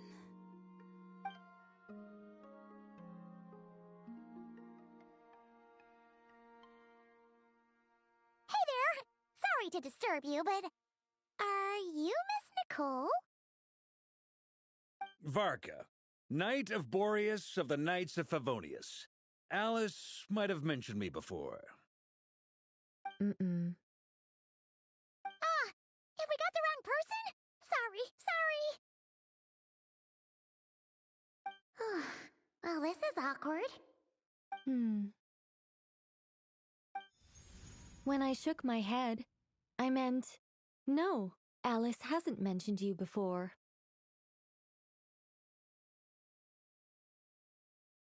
Huh? Where is this voice coming from? My apologies. For certain reasons, I am unable to speak. This is the only way I can communicate with you.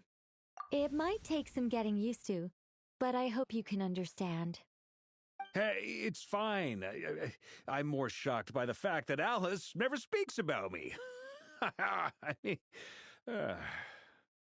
As for you two, we have crossed paths twice before, but it is nonetheless a pleasure to finally meet you. It's really you! Thanks for all your guidance in the past! You're quite welcome. This time, things are different. We have reached the unwritten pages of the story. You might say that we stand at the crossroads of fate.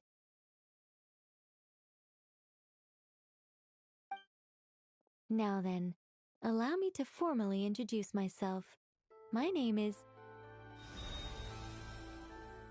No, stop! Alice! I can't believe it! I had a whole speech prepared. I'd agonized over every single word. She always picks the worst moments to ruin other people's plans. I'm so sorry about that.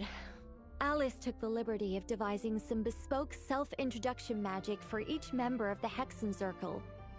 But I could have sworn I deleted all of the triggering conditions for it. How did it bypass everything? Oh gosh, this is so embarrassing. This is a very different side of Nicole than what we're used to. Is she not used to face-to-face interactions? Don't worry about it. We've seen that introduction magic once already, so it wasn't too much of a shock. Please go on, Miss Nicole. We'd love to hear what you have to say, or, well, communicate. Huh? Are they talking to this lady? But... Will you all promise to forget that horrendously embarrassing introduction? Sorry? Embarrassing? When?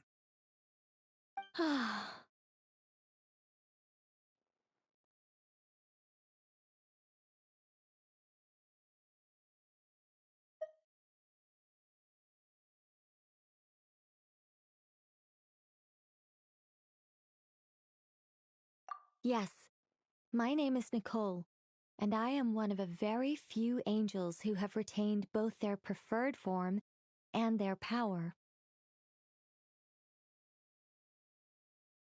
The Traveler and Paimon should be no strangers to this concept. There is another of our kind in Natlan. They call her the Lord of the Night. Alright! Paimon remembers her! Yes. Well, I have retained more of my power than she. It's because I don't have a long-term duty to fulfill. To be more specific... no. We'll be here all day if I get into the specifics. Moving on. If I'm not mistaken, you are here because you wish to learn how one might reach the moon beyond the sky. That's right. Is that something you can give us any guidance on? Yes, I do know a way. It began with the Hyperboreans, who lived after the War of Funerary Flame. Blank looks. Maybe I should start with the background of the war. Or maybe not. It shouldn't be an issue. I'll fill in the gaps for you when we have more time. Anyway, after that war ended, the three moons retreated to beyond the false sky. The Hyperboreans were humans I once aided. They accepted the civilization and creations bestowed upon them by the angels. But despite accepting many blessings of the angels, many among them still held on to their faith in the moons. They were reluctant to accept the new order. Even after the War of Funerary Flame, they sought to contact the moon goddesses beyond the sky and receive their guidance.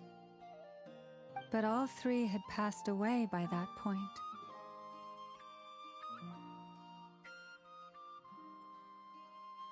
This mage has a unique method of communicating. Is she talking about the moons?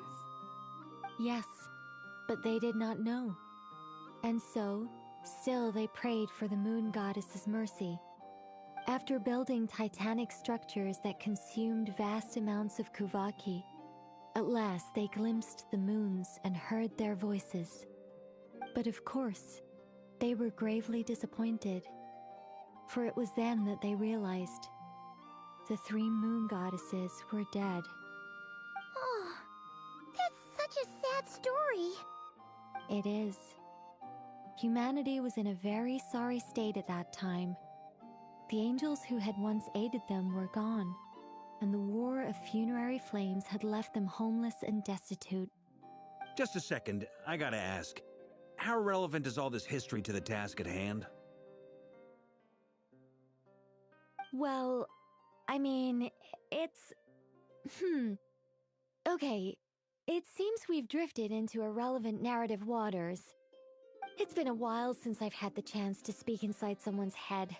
As soon as I got started, I lost control and the words just flowed out like a waterfall. What I'm trying to say is... Right, yes, that's it. The relevant part is the ritual created by the Hyperboreans. The fact that they bypassed the false sky and saw the true moons implies that they successfully built a connection between Tevat and the outside world.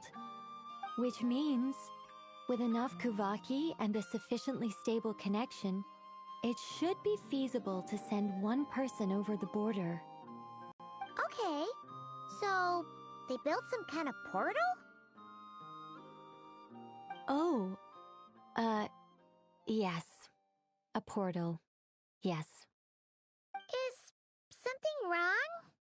You sound disappointed. I just didn't expect you to summarize it so well. It turns out I could have said all that in one word, if only I'd managed to think of it. No, please, it's fine. This is invaluable knowledge. I'll be sure to record and preserve everything in writing. Oh, really? Well, in that case, I suppose I could backtrack and add some more detail. I did gloss over a few things so far. Whoa, whoa, whoa, time out. Let's summarize what we've got first. The Hyperboreans were the last ones to use this method, right? So we somehow need to find whatever structure they built and make sure there's enough Kuvaki to power it up. Luckily, we have the moon marrow of both the eternal and iridescent moons, so we're all good for Kuvaki. Which means the key issue we need to focus on is finding the place. Am I right so far? Yes. Although I expect the structure is long gone by now. That said, what if we could take advantage of the phantoms to travel back to a time when it still existed? Well, travel back isn't quite accurate. It's more like we'd be creating a handshake between 2 points in space-time. We wouldn't even have to pick a time when it still existed. It could just be a time when it still appeared in phantom form via projection, or we could project our own phantoms, fold them together, and... You look lost. Was that too hard to follow? Yeah, things got a little, technical there. Paimon's brain is reaching capacity. All right. Let me think about how to put this more simply. Okay, got it. Over the next few days, I'll search for phantoms that we can use. Once I find one that meets the criteria, I'll let you know and we'll regroup. By completing certain rituals, specific individuals will be able to enter the phantom and make it to the Hyperborean structure. If everything checks out and it looks feasible, we'll just need to wait for Moon Prayer Night, and we can send the moon goddess back home. I'm really skimping on the detail here. Is this making any sense at all? I think so. For now, we'll just wait to hear from you. Yes. Basically, yes. Great. Counting on you. In the meantime, we'll focus on finding the moon goddess's name. My name? Are they looking for a way to stop me from disappearing? Excuse me, Miss... Go on, Miss Nicole. This conversation was a little all over the place. I didn't catch your name. I am Lauma, of the Frost Moon Scions. Ah, I did wonder. I noticed that you listened very intently when I spoke about Hyperborea and the moon's history. If you'd be interested, I'd love to visit you this evening and go through it again in greater detail. Also, if you were serious about making a record, it would be too risky to simply write down the raw details as is. I would suggest some tweaks. Maybe rewrite the stories as fairy tales or fables, perhaps even prayers. Anyway, we can cross that bridge when we come to it. So, see you later then? Oh, and no need to prepare anything. Just a cup of tea will do. See ya! She seems friendly. It's just... It's so nice to find someone who's actually willing to listen. I've been dying for a chance to finally go through all this systematically from start to finish. Any longer and I'd probably start forgetting it. Now Paimon gets why Alice told us to mind our heads. Ha ha ha ha! What did I tell you? A lot of quirky people in Alice's orbit. Now then, the next order of business is, where do we start looking for the moon goddess's name? Maybe the rest of what Nicole has to say might give us some clues. Once I've heard her out, I'll summarize the salient points and share them with you all. I'm also inclined to review our other documents. Yes, our faith was first established by our Hyperborean ancestors, but many of the more factually accurate records are from after Kutar's birth.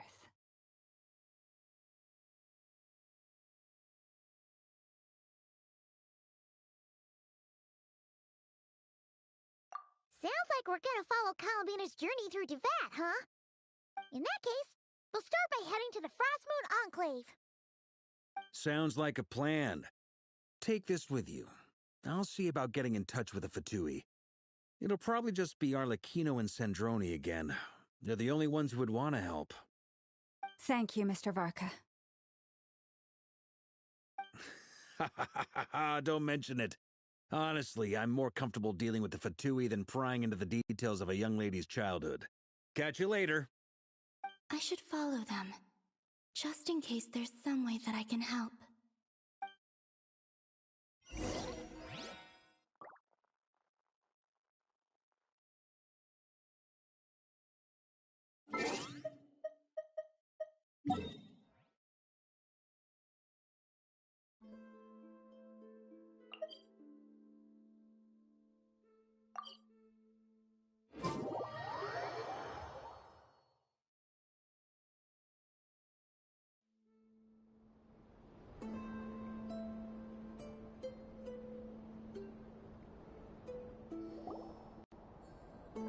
A while ago, I took the time to organize all documents in our possession that pertain to Kutar.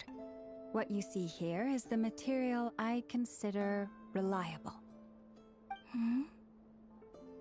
You're saying there's unreliable material too? Yes. Most of the information we have was transmitted through an oral tradition. Inevitably, some of her stories were mythologized and deified over the years through countless retellings. That's why I organized them into reliable and unreliable. There's no sense seeking answers in history unless we can ensure the veracity of the historical record. Makes sense. All right, let's take a look through.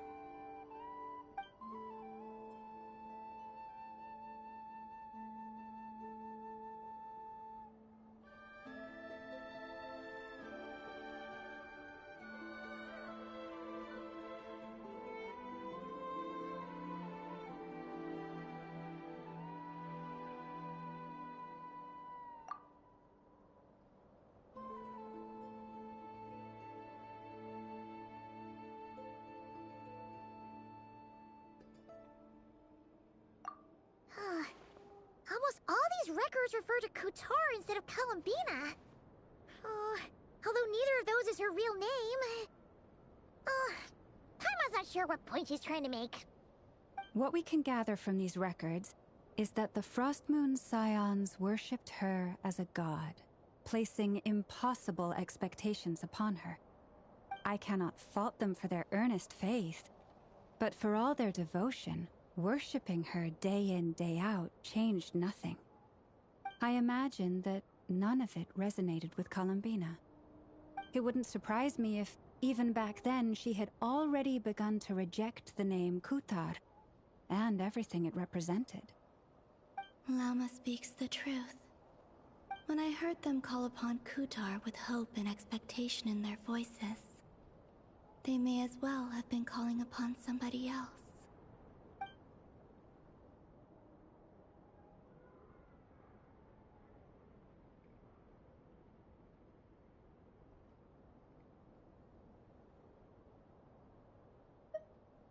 Well, that's a bit complicated. I looked at the level of detail, perceived authenticity, prose style, and how realistic their portrayal of Kutar seemed to be. Amongst the Frostmoon scions of today, only I know of her existence, and I alone have spoken to her face to face. As such, I know that there are certain things she simply would never do. That being said, I have sensed some changes in her lately. Changes? Me? Oh, seems like this is getting us nowhere. Oh, for what it's worth, why don't we check the unreliable sources too? Sure. Give me a moment.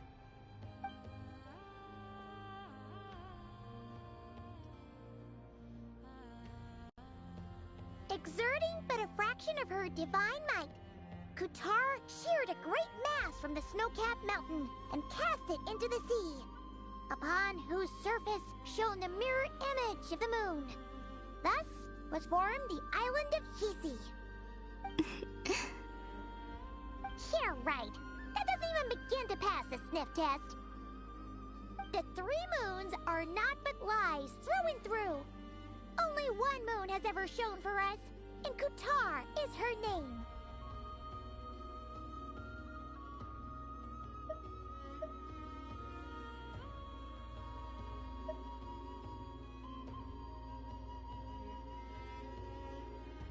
The vast majority of ancient texts are filled with fanciful tales like these.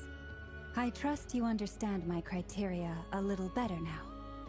Kutar did not speak, merely gazing into the distance in silence. And where her gaze landed, this was her prophecy. Clearly, whoever wrote this text never even met Kutar. Otherwise, they'd know that her eyes are always closed. What about you, Traveler? What are you reading?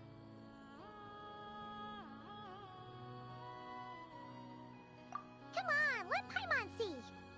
The child wished to build a wooden nest with which to shield a fledgling bird from the cold. But being so young and lacking in strength, the child could not snap the branches from the trees. Kutar was passing by. Upon seeing the child, she summoned forth the Kuhenki, who built a beautiful nest for the child. I remember that. Not knowing the meaning of Kutar's divine intervention, the child dared not to respond, and thus ran home to call their parents. But Kutar was gone. The Moonchanter declared the event a miracle and took the nest as a relic, placing it on high for all to see. The child was named as one favored by the goddess, and was greatly respected amongst the people. Yet, no further miracles were bestowed, and this matter was forgotten in but a few years. Huh. Any thoughts after reading that?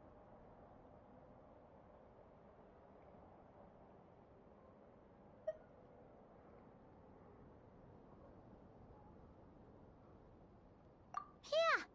Columbina probably just wanted to join the kid in making nests. Ah. I'd originally considered this a fabrication, because Kutar did not perform any similar actions in subsequent records. But now that I think about it, it does seem like something Columbina would do. It's just that... She didn't know how other people would interpret her actions. She was probably worried about making things difficult for people.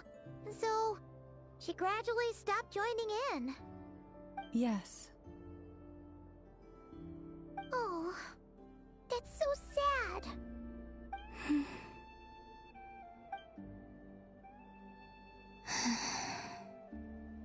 And now, I can make no such gestures of warmth, even if I want to.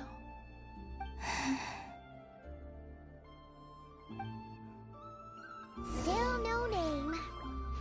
That's a bit of a shame. But we did learn some interesting stories. That's gotta count for something. Barca said he was gonna set up a meeting with Arlecchino and Sandrone, right? Let's go back to Nasha Town and see how he's doing.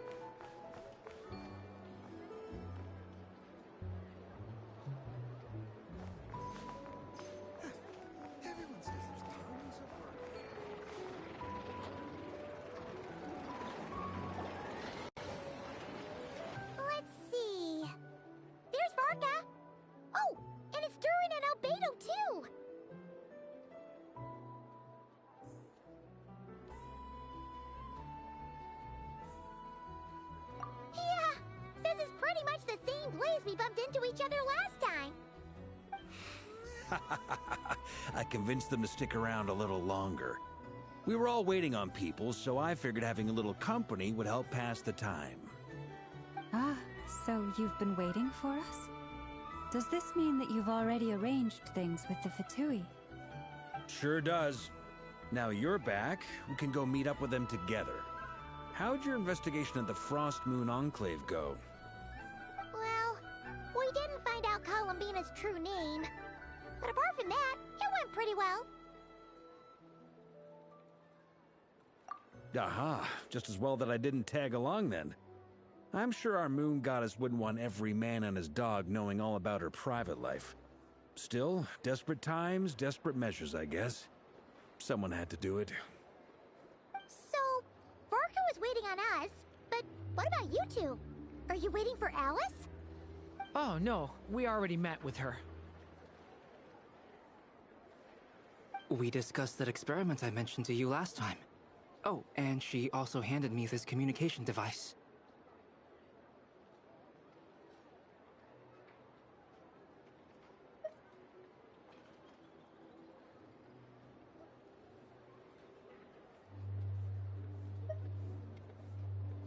That's right.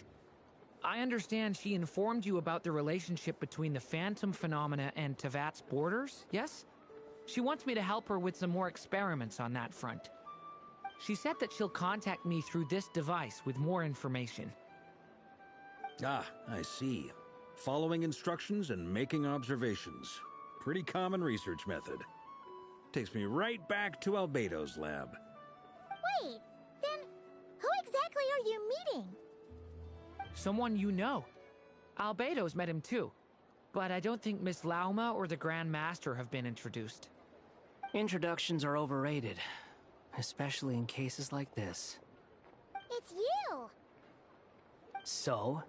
It's not like the Academia has prohibitions against going abroad. Also, I applied for leave.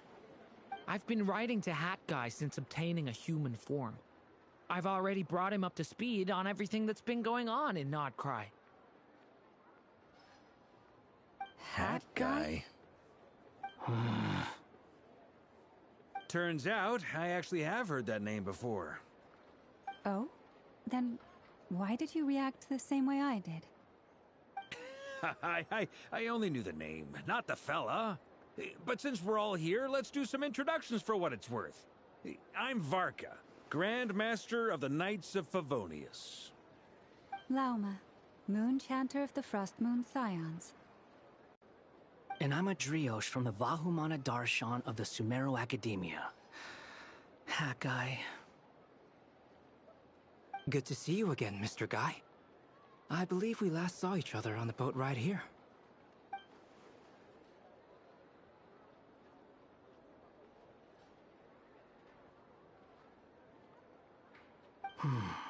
Mind you, the only reason I came here is because there's someone I want to look into. Who's that? The Doctor, also known as Dottore, second of the Fatui Harbingers.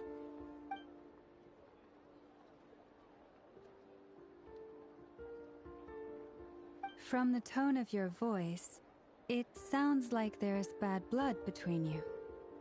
I was reviewing our archives and noticed that a lot of information about him was missing.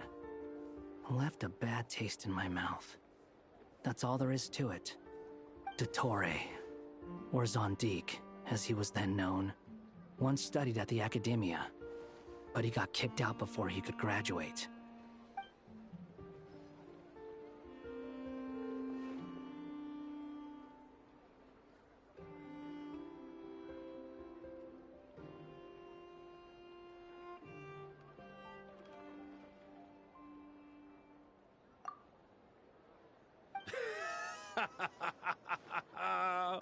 So the Harbinger's #2 man is a college dropout?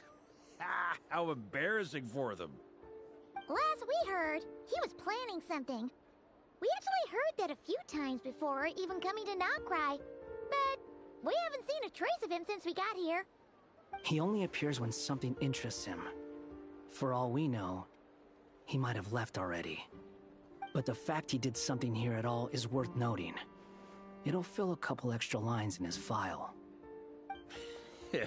Why does it sound less like a file you're writing and more like a criminal record? Anyway, we were just about to meet two of the other Harbingers. Want to come along? You might learn a thing or two about him there. Sure. Even though they're Harbingers, well, they're old acquaintances of ours, so, you know, when you talk to them, try to be... I got it. The Frostmoon Scion's relations with the Fatui remain tense. Forgive me if I do not attend. In that case, we'll continue assisting Miss Alice with her experiments. Good stuff. Everyone's having a fruitful time. All right, we better get going. I'll lead the way.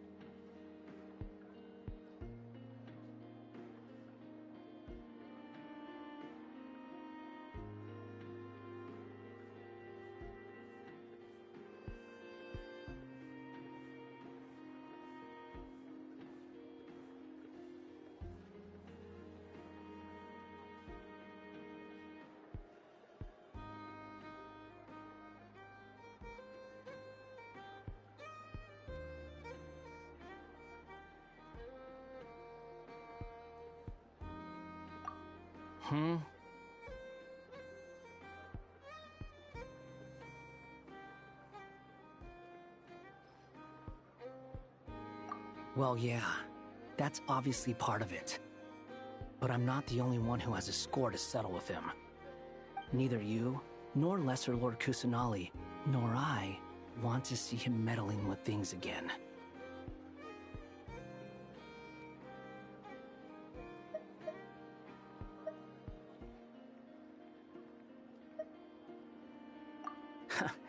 What's the hurry? Don't worry. Pigeons always know which way home is.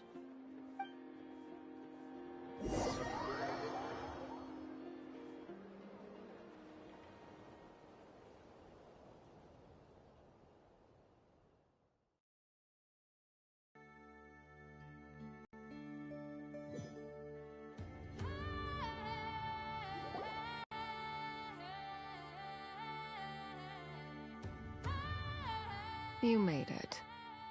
Who is this? A scholar from Sumeru. They call him Hat Guy. He's an old friend of the Travelers. Wait, this is the academia representative you wrote about? He doesn't exactly look the part. I believe this will prove my identity. You'll notice it bears the seal of the Sanctuary of Surasthana. Well, what do you know? So it does. All right then. My mistake. It's fine. I expected as much. What? So as I mentioned in my letter, the Academia's got its eyes on Dottore. But this matter remains top secret. Apart from those assisting in the investigation, the fewer people who know, the better. If anyone asks, I'm here in Nocturne to pursue my personal academic interests. Gotta say, Varka, you did pretty well to keep all this under wraps for so long. Sounds like you got in touch with the Academia about this way back. You flatter me.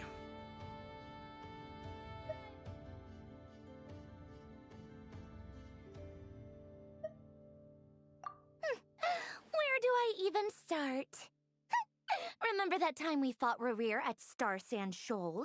He sure let me have it then, didn't he? I'll bet Dottore had that all sketched out, with me as his convenient little pawn. He could not care less about us if he tried, but hey! The feeling's mutual. Does Dottore really strike you as the sort who values his relationships with his colleagues? Fair point. Definitely not. Which is why I always keep my guard up whenever he starts making suspicious moves. To that extent, our motivations align. On top of which, I consider you trustworthy people. Now, back on topic. In the wake of the Reikir of Solnari episode, Sandrone and I grew suspicious about Dottore's complete inaction during the entire affair. So we tried to find out what he'd been up to, but unfortunately to no avail. He never lets anyone in on his plans. The more he cares about something, the more secretive he gets. Indeed.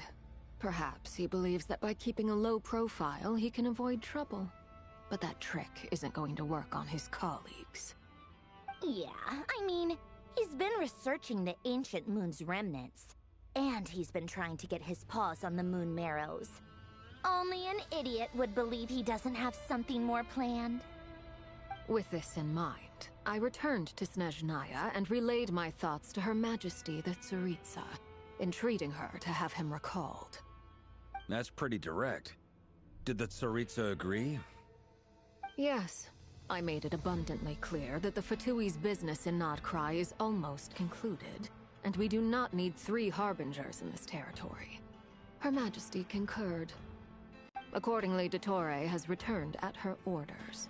I imagine he's continuing with experiments, which no one besides he would ever have any interest in. Common sense might mean nothing to him, but he's not stupid. He knows that no good can come from opposing the Tsaritsa. Smarts alone won't get him all the way. He needs the Rooster's resources and Regrator's Mora, both of which the Tsaritsa can strip from him by waggling a finger. But doesn't he have a track record of publicly following orders while going against them in private? He probably has it down to a fine art by now. Wouldn't put it past him. We worked together on a research project once. Only briefly, but it was enough to show me that we're fundamentally different people. He has no interest in doing things methodically, stage by stage. His thoughts jump all over the place, and the moment his curiosity is satisfied, or he gets the results he wants, he disappears. The only similarity we share is that, once we set our minds on doing something, we will see it done, whatever it takes. Oh, we definitely saw some of that in your battle with Rerir. You got so competitive. Ugh, do not remind me. Then I believe we all concur. Dottore will not simply give up. Fantastic. Now this is turning into a whole day of unpleasant memories. Ugh. Are you talking about the moon marrow stuff? He also strikes me as the kind of person to disregard experimental regulations, ruin all the equipment, and go way over budget. Then leave the first person he can find to deal with the fallout. Exactly. This one time, he was running some high-temperature experiment and the substance exploded. But does he care? No. He orders his subordinates to open the device so he can observe the results, which causes the gas inside to leak out. That gas was poisonous! If I hadn't been there, who knows how many people might have died? And after all that, he left while I was still cleaning up after his mess. What a waste of time, he said. Waste of time? The nerve! He wasted my time! You've been bottling that up for a while, huh? Hat guy, I must say, you seem awfully familiar with internal Fatui affairs. Especially when it comes to Dottore. Thank you, Lady Harbingers, for providing such valuable information. I have no other questions for now, so I'll be on my way. Wait, what? You're just gonna leave? You're welcome to join if you want. Ugh. Just when Paimon thought he'd finally mellowed out. He makes quite the impression. I'll say. I've met tons of headstrong people, but not many of them would join me in bad-mouthing the Torre. Anyway, back to the main agenda. Barca, you said that Columbina has gone missing? Or rather, disappeared. Yeah. We're working on building a connection between her and this world. The simplest method is to find out her real name. I've actually asked her that question before, but she said she didn't know. Considering our relationship, I doubt she was lying to me.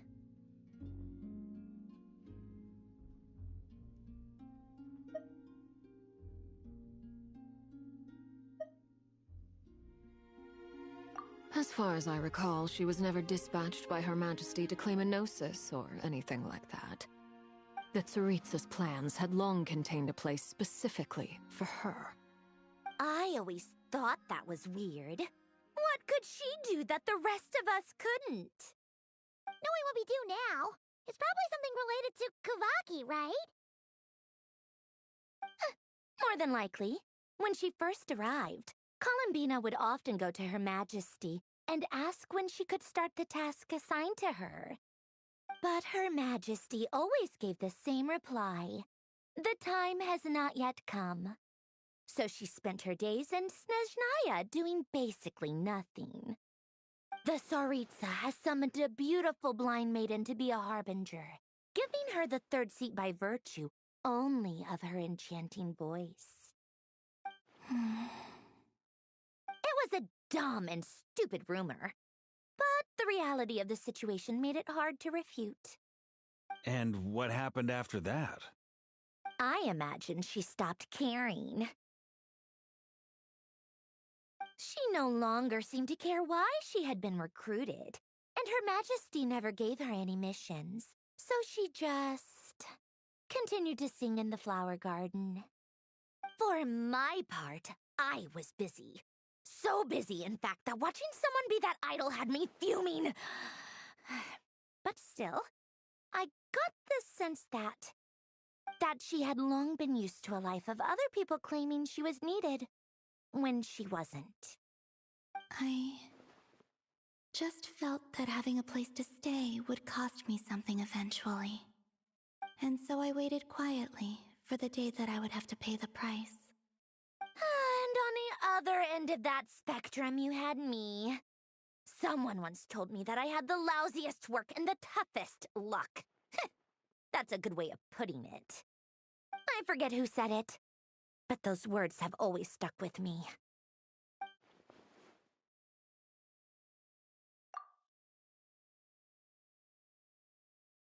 But you've done your job exceptionally well all this time. Because at heart, you are a conscientious person. What is it? Something come to mind?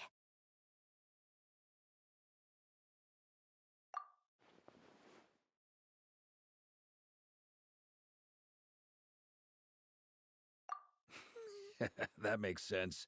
Nothing screams you are needed like your name shouted from across the town. Well, good luck with it. But if you ask me, Columbina is still the most shoutable name.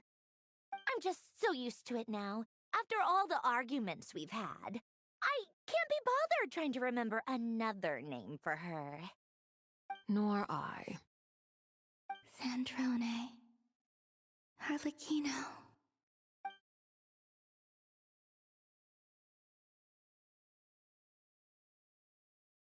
Huh!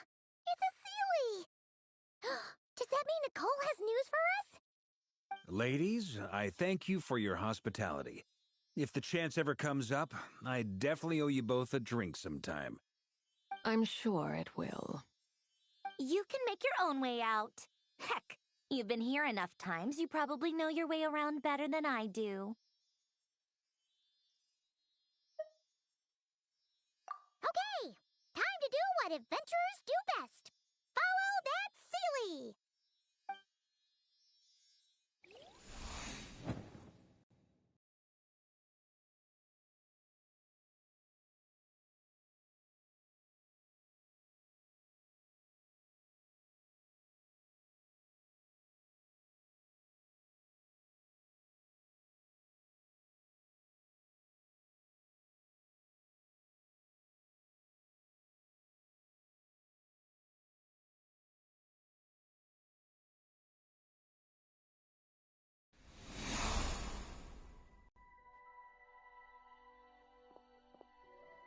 Here you are.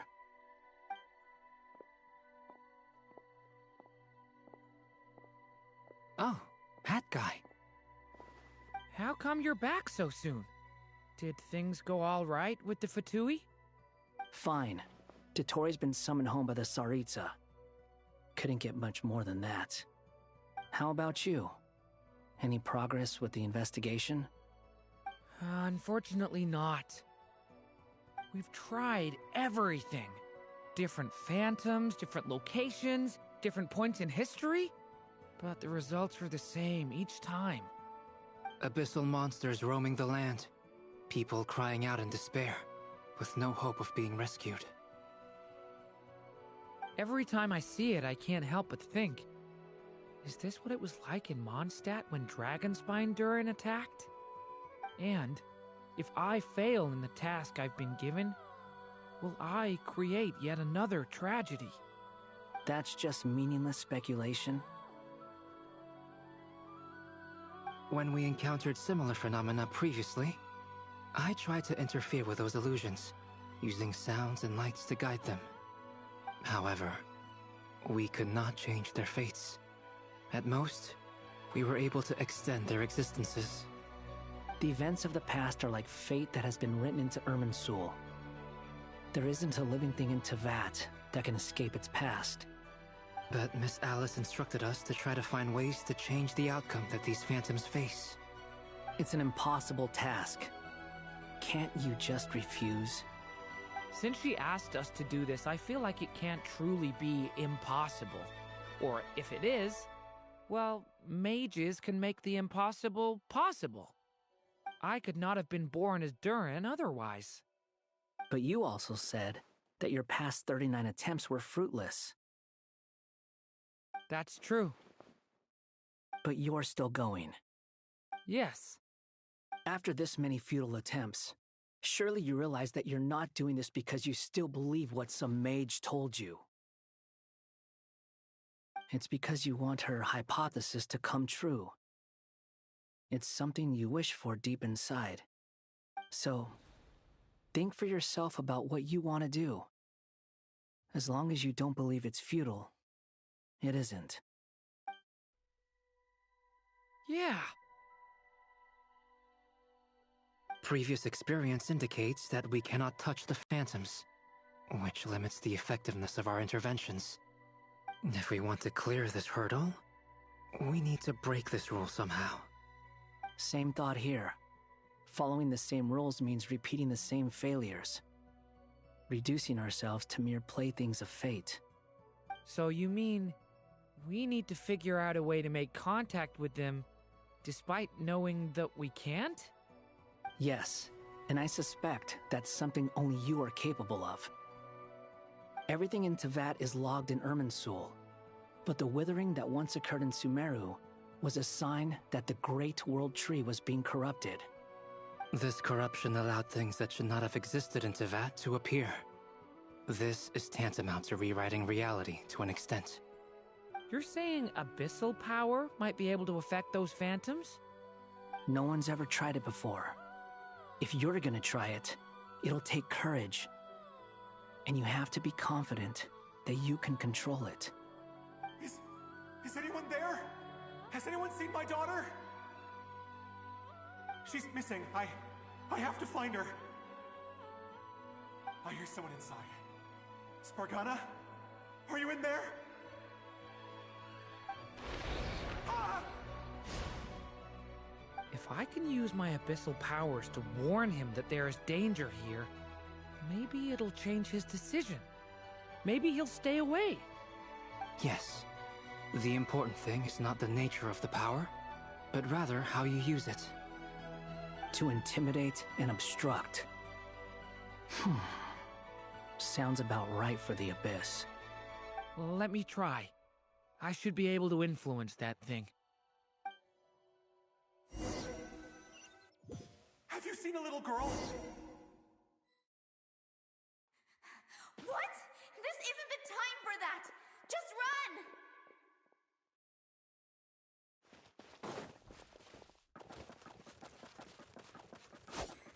I hear someone inside. Spargana? Are you in there?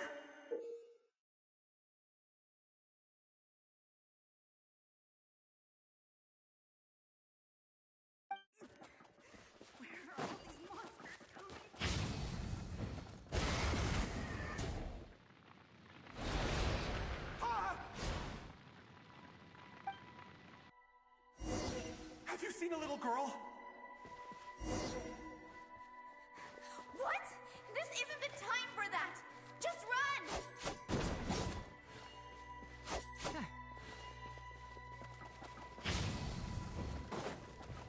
I hear someone inside. Spargana? Are you in there?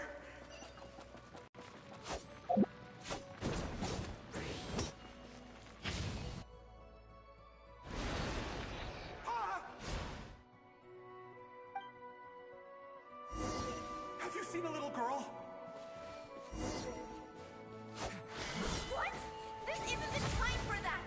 Just run!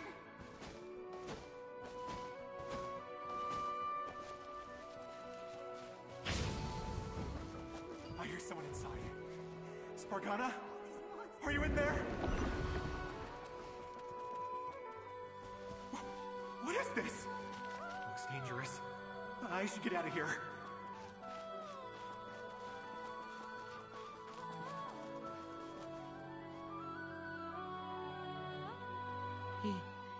He really left.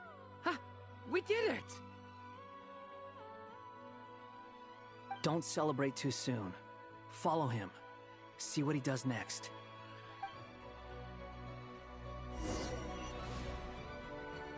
Monsters approaching from the front. You need to stop them and create an opportunity for him to hide.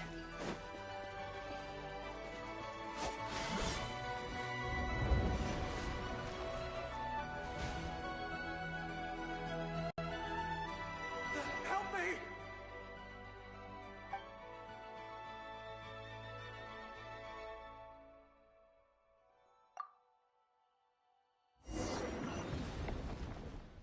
Monsters approaching from the front. You need to stop them and create an opportunity for him to hide.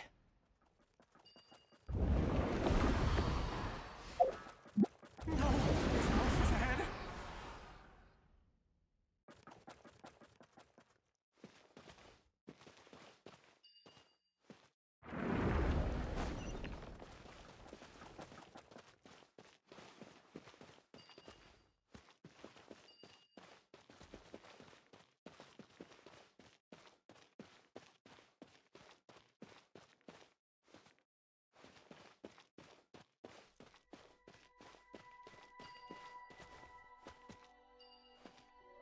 Wait, is that the barrier I saw earlier?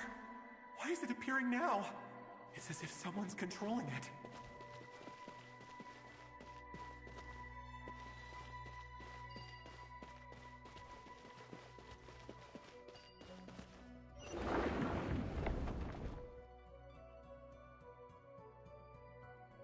The monsters are gone. Is it safe now?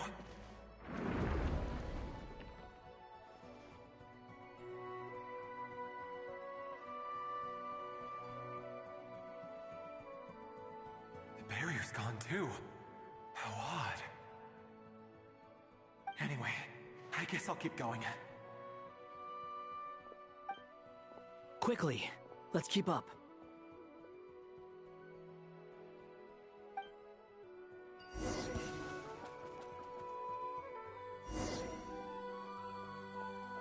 Wait, there was someone else here? Don't go any further. We've got anti-monster traps laid out everywhere. But my daughter must just be up ahead. I have to go. This way's blocked.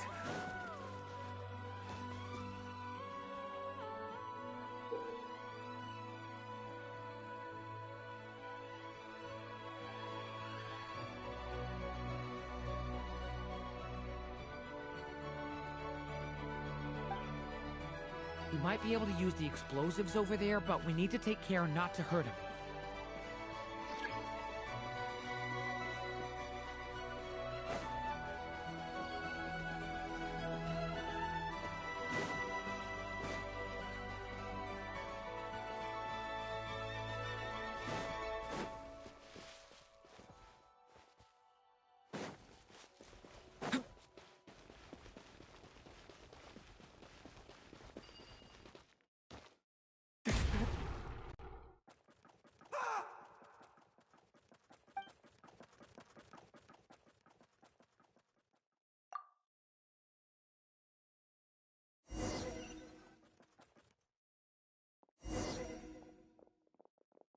Wait, there was someone else here?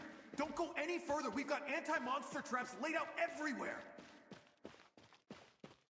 But my daughter must just be up ahead. I have to go. This way's blocked.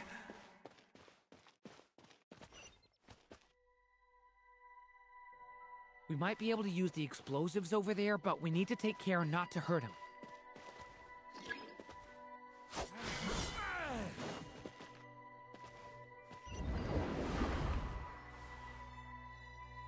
I'll use the barrier to keep him at a safe distance.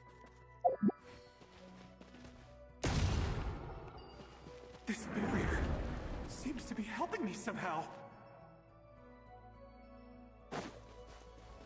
Hey, hey, wake up! Oh, no good. Gotta keep moving ahead.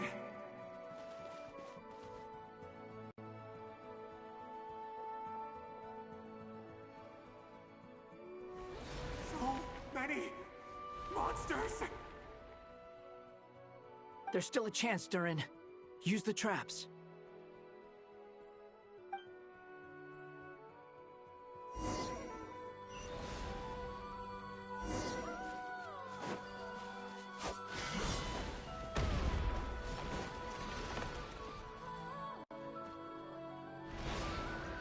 Help me!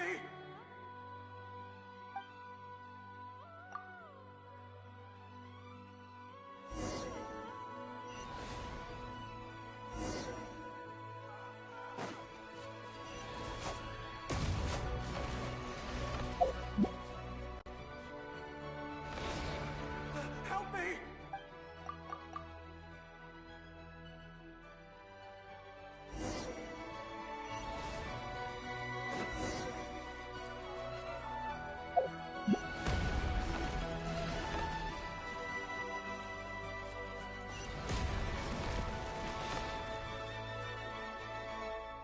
No, I can't die here. Help me!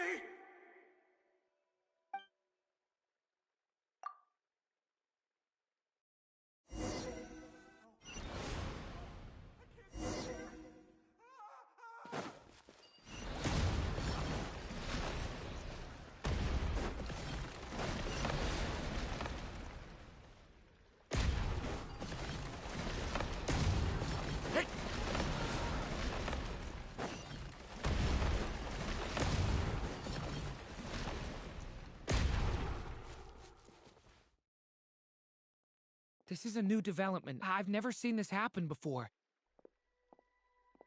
We might just be able to save this person.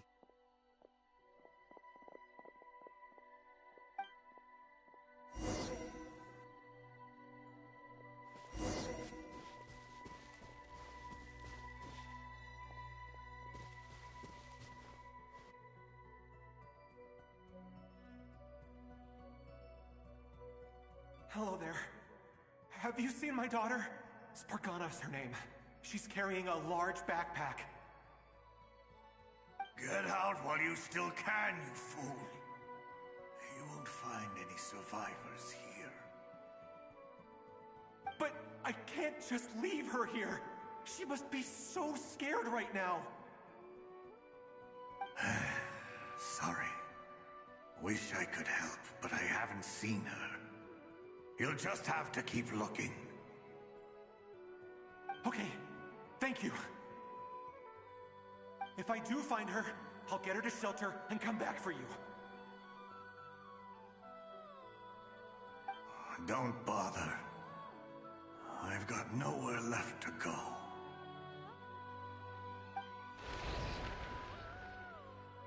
What's that noise? Monster! No, if he goes inside, he'll be walking into a trap. Let's try this once more. This time, we have to stop him.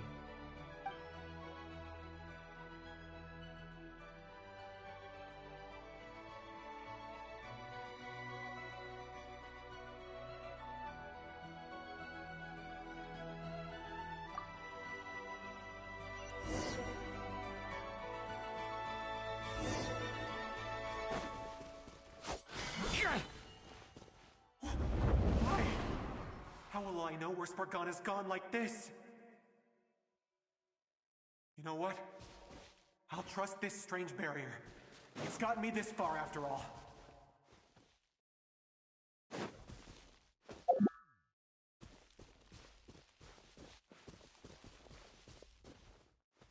Spargana, are you there?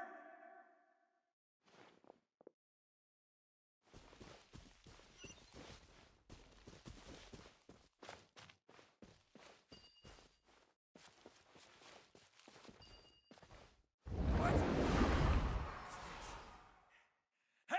Let us out!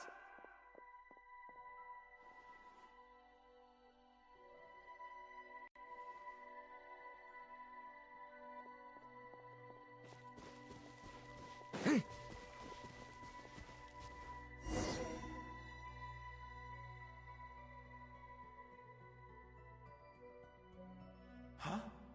That looks like one of my daughter's books! Thank you. Thank you! Yes, it's one of hers for sure. That's her name on it right there. She left her backpack here.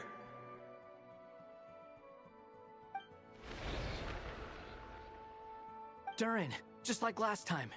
Use the explosives.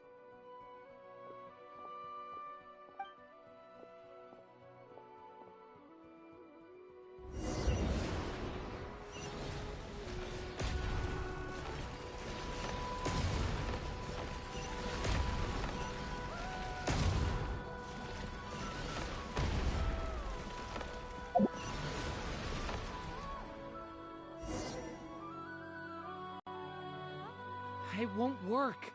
There's not enough left. If he makes it in, he'll die.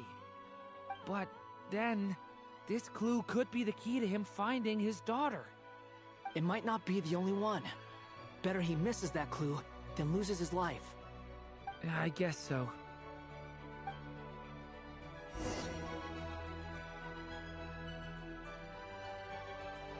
Stop him, Durin. We can't let him get any further in.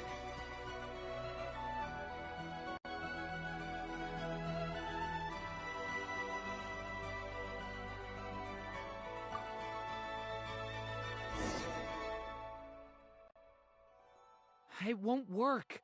There's not enough left. If he makes it in, but then, this clue could be the key to him finding his daughter. It might not be the only one. Better he misses that clue than loses his life. I guess so.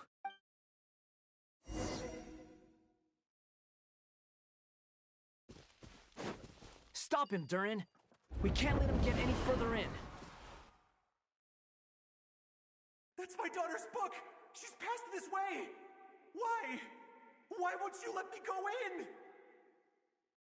I've searched and searched and searched just for this! But how will I find her without any clues?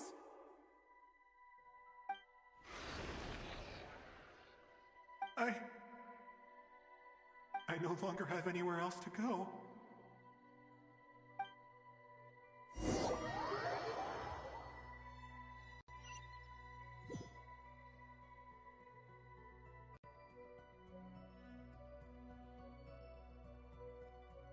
I'm sorry. I'm so sorry. He refuses to go anywhere else. Whether he opens this door or not, all that awaits him now is death. We couldn't change his fate. Albedo? Hat Guy? Let's try one more time. I don't know how we're gonna do this, but I don't want to give up either.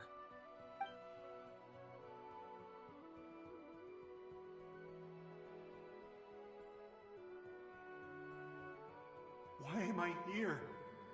What's going on? All these scenes running through my head. Where are they from? Huh? What's going on? His reactions have changed. How many times have I... What's happening to me? Huh? Wait. Who are you? You can see us now? I feel like I always could. but that I only just realized you were there. I'm sorry, I don't know how to describe what I'm feeling. But you were the ones guiding me using that marked barrier, right? I haven't done anything yet, but those monsters, those deaths, they feel like memories. Like things I really did experience.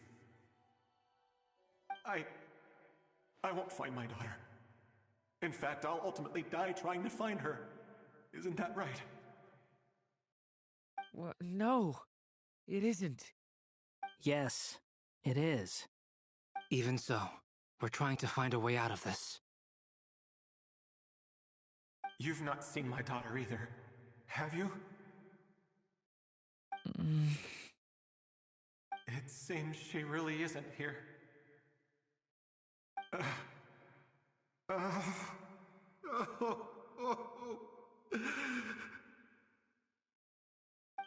I'm sorry we couldn't help you.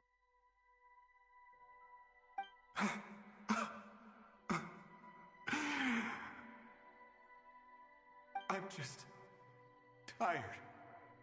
Maybe this is destiny. Maybe it doesn't matter how hard I search. How long do I have left?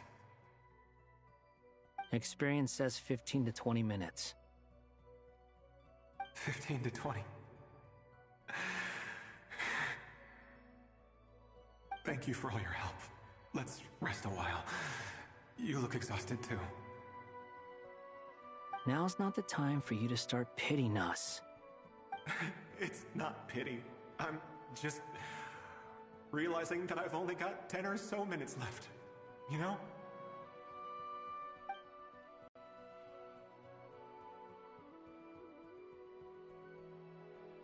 You say you're from Mondstadt, yes? A place with windmills, where people enjoy limitless freedom? And you're from Sumeru, where they've built an academy into a giant tree? Yes. It seems you've never heard of either place. Those names are unknown to me, I'm afraid, yes. Have you heard of Hyperborea? I have, but I heard that it was destroyed in the distant past. I see. That was where my ancestors once lived. What about Delphi Pytho? Was it later rebuilt? I've never heard that name. Then what about Salvindagnir? I have seen that name on stone tablets on Dragonspine. But I'm afraid the only things left of that place are its ruins. I see. Sure enough, there was no way to turn this around, huh? I'm sorry. I was the one who asked to chat, but it seems like we're too many ages apart. There's barely any common ground to start from. It's all right. We did hear something new, at least. From how you speak of your lives, things must be going all right for you, I guess. They are. Mondstadt is a place of freedom and happiness. There's a lot of good people in the church and the Knights of Favonius, and even outsiders find that it's an easy place to feel at home. We have festivals a few times a year. Everyone gets together to drink, sing, and be merry. Sumeru is a lot more uptight. Not really the kind of place where you can relax. It's a nation fraught with problems wherever you look. But if all you want in life is to seek knowledge, I guess it's pretty much paradise. That's wonderful. In other words, after this all-devouring black tide passed, humanity did not merely avoid extinction, but rose to build prosperous civilizations anew. I mean, I can see you all right now. That must mean the future isn't a total mess, right? That's true. Well, time's almost up. Let's part ways, I think. Might be best if you don't waste too much time on me. The chances are slim, I know, but I'd like to spend these last few minutes looking for Spargana. If things work out, I'd love to tell her about what I've heard. May we meet again. Well, or not, most probably. In that case, may your wishes come true.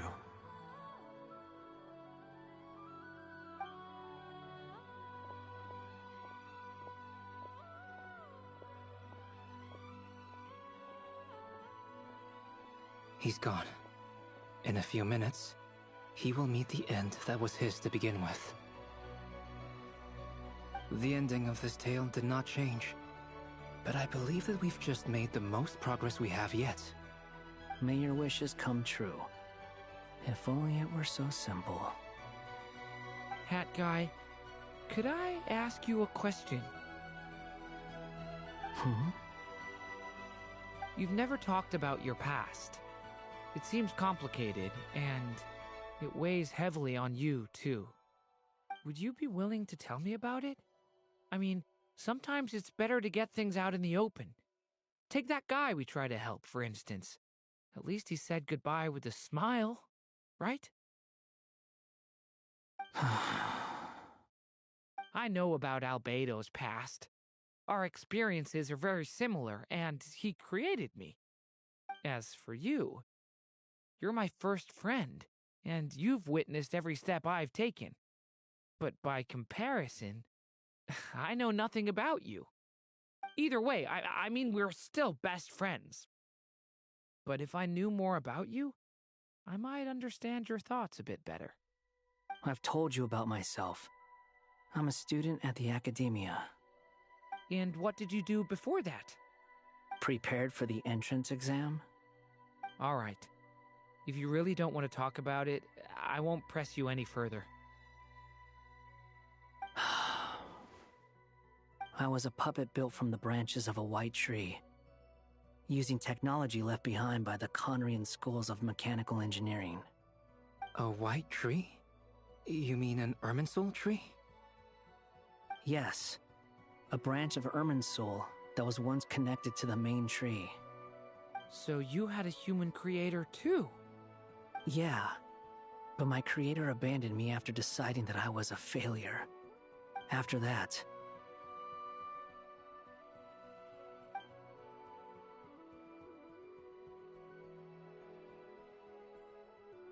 Durin. Resisting the influence of the Abyss, suppressing the urge to destroy, trying to do the right thing. None of these things are easy.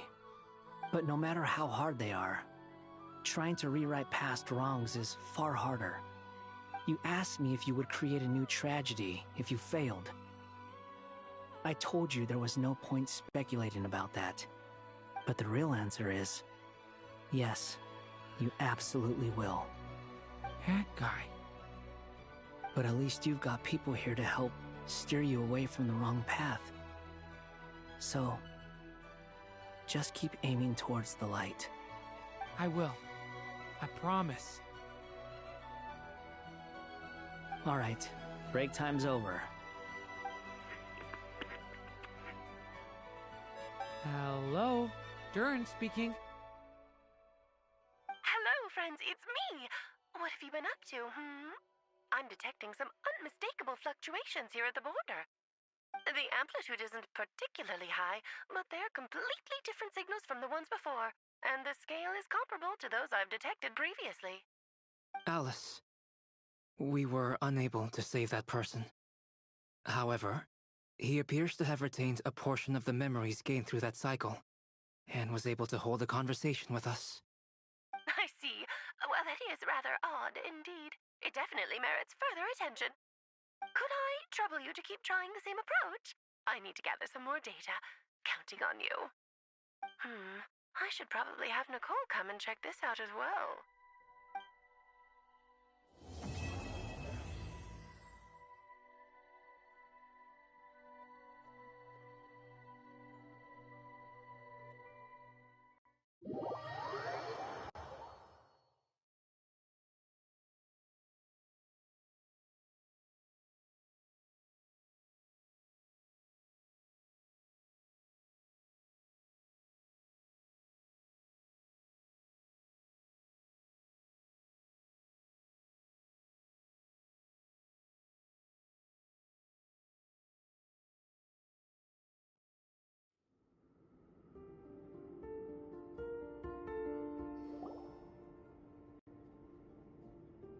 There you are.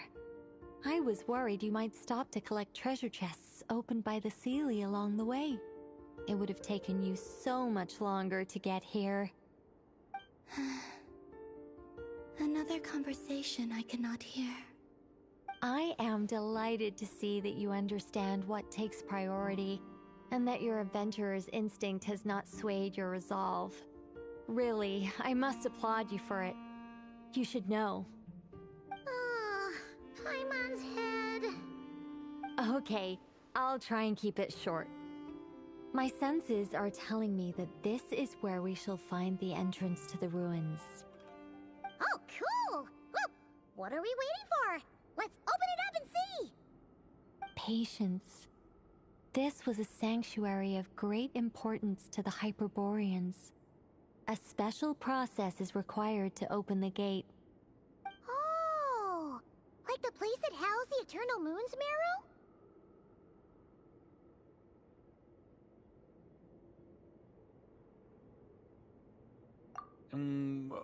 Okay, so what's the plan? Need us to do anything? And just the short version, if you can. Ah. Alright then. I was planning to start with some background on the invention of these techniques. Are you sure you don't want to hear it? It's quite informative. Remember what you were saying about priorities? Fine. Simply put, we need 3 human representatives to successfully undergo a process of Kuvaki resonance. Think of it as a test from the 3 moon goddesses to see if the entrants are qualified, with the most recognizable qualification being Kuvaki. Pretty sure Lauma would ace that test. Oh, wait. We need 3 people. I also have no doubt that the Moon Chanter would be qualified. But we would need 2 other people with the same constitution. Therefore, the most feasible method is not so much to follow the rules, but to figure out how the test functions and find a workaround. I've done some research, and it turns out the mechanism is rather crude. We'll simply need humans to stand before it who have sufficient Kuvaki energy within them. I'm with you so far. How do we get the Kuvaki in them? The easiest way would be transfusion. Take some Kuvaki from Nodkrai's soil, put it into the bloodstream, and get it circulating in the body. So we're going to cheat on the test? Precisely. There are other methods, but this is the simplest one. Cheating the system is much easier than trying to hide from it. Huh? Ah! Sorry? Does the idea of cheating upset you, Miss Lauma? No, that's not it. I suddenly had an idea. Oh, what is it? It's about Moon Prayer Night. I figured out a way for Kutar to join in the festivities. Huh? But as Paimon said, we need to have our priorities straight. Let's get back to the test.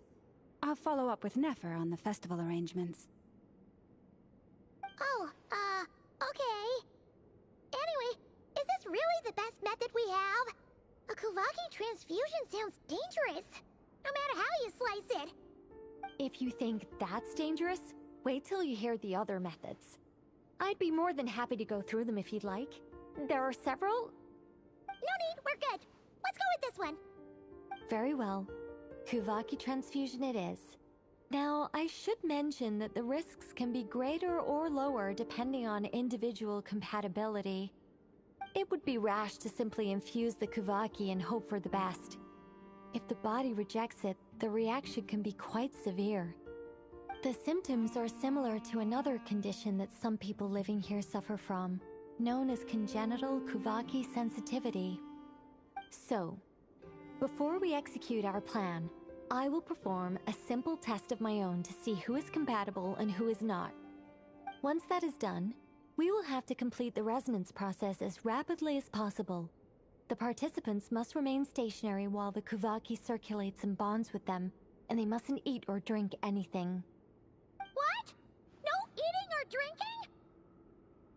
That's some hardcore fasting. They'll all be monks by the time they're through. 3 days. Oh, need to find 2 more people who are not just compatible, but also willing to volunteer. Fasting? What are they talking about? Really? Don't you want to think this through? Haha, count me in too. 3 days without food? I can handle that. Miss Nicole has made it clear that this is the easiest way. The way I see it, there's nothing else to discuss. It's time to step up.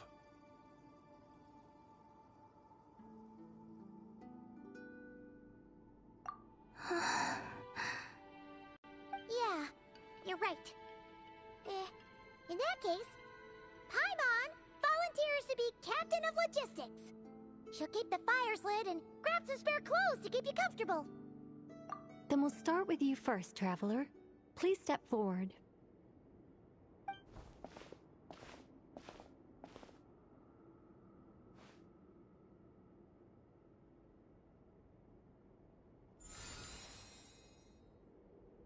How's it going?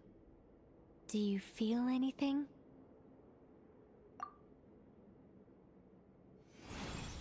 How about now?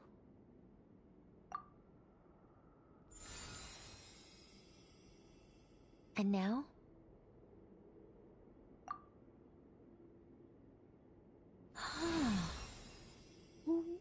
What about now?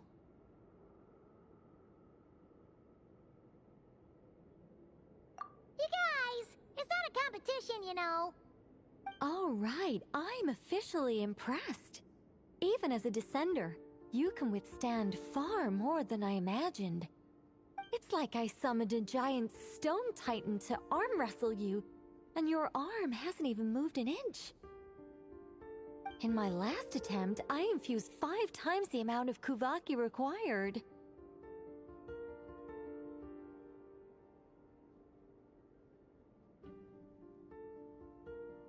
Yes, safe to say, compatibility won't be an issue for you. You're eligible to join. You're next, Mr. Varka. Sure, here goes nothing. All right, I'll start where we left off. 5 times the required Kuvaki dose. Whoa, whoa, whoa, hey, wait a minute. How's it going? No, not great. I kind of want to puke. Feels like I've been drinking too much. A few bottles of wine, then a big stein of Dark Horse. With some hard liquor from Liyue mixed in. You think this is funny? I just lost to a young lady in an arm wrestling contest. I'm never gonna live that down. My apologies. I'll lower the concentration and try again. Oh. How's it going now? I'm not as dizzy as last time, but I can still feel it pulsing around. In that case, you wouldn't be an ideal choice, Mr. Varka. Let's try someone else. Okay. Let's go ask some of our other friends then.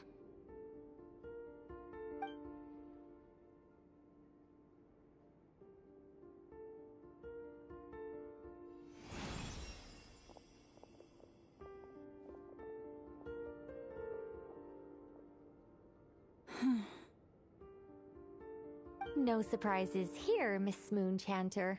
You're perfectly compatible. You may join.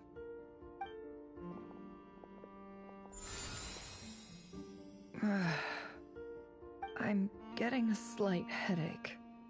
Shame. You were so close. Whoa! I'm itching all over! Allergic reaction. We can't have that. Huh? Well, are you gonna start a what? The Hexenzirkel is an organization that cares for and protects children. We will not have them do dangerous things. Not even tests.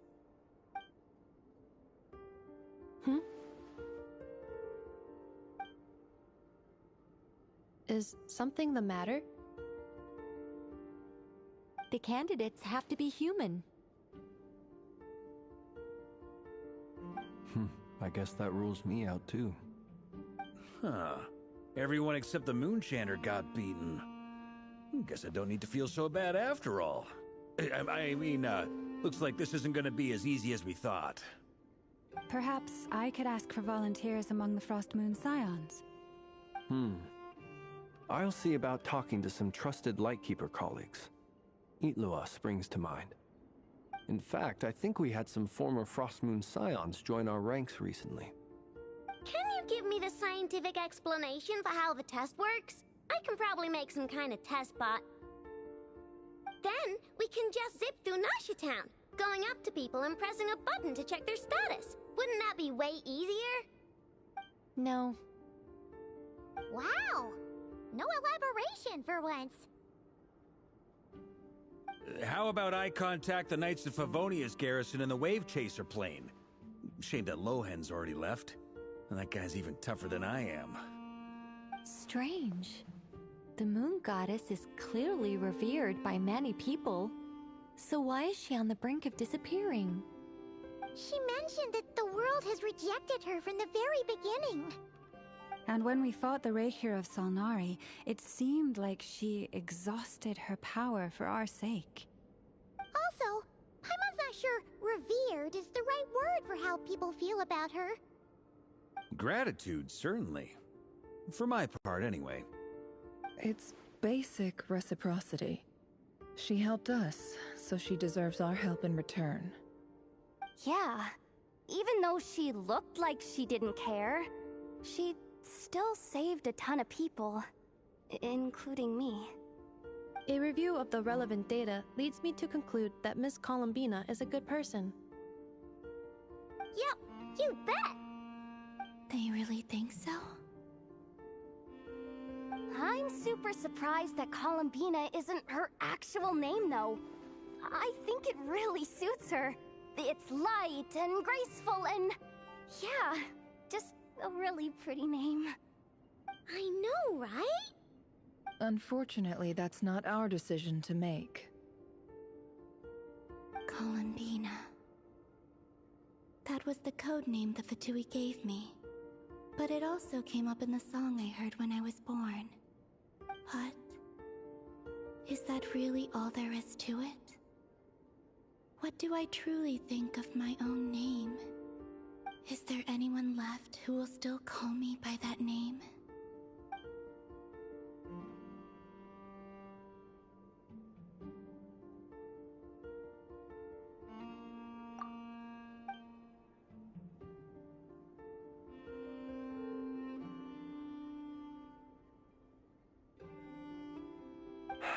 Moon Prayer Night is getting closer by the day.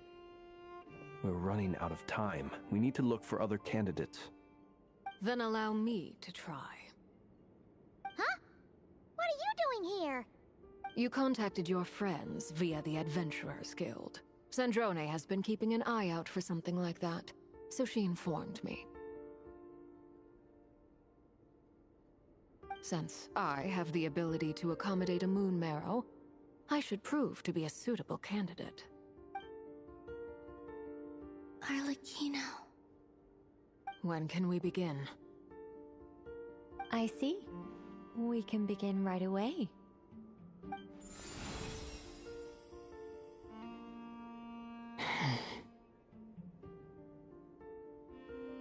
How was it? Did you feel any discomfort? None at all. Then it seems we shan't need to look for additional candidates after all. Great! Cool. Alright, like Paimon said, the rest of us can take turns making sure the three of them stay warm and comfy.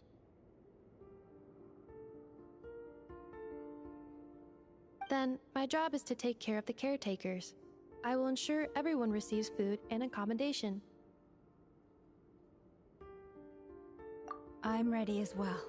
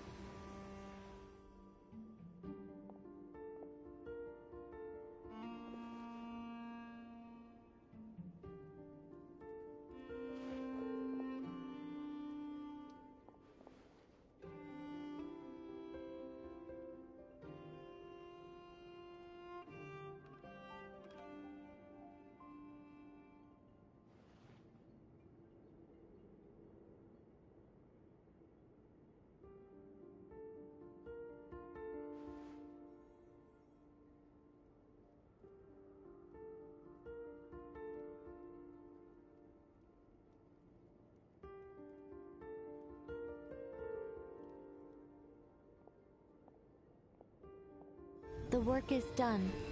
The sacred scroll shut. The stars grow dim, the people silent. The white sun sets, the silver moon rises. O path to the temple, appear now before us.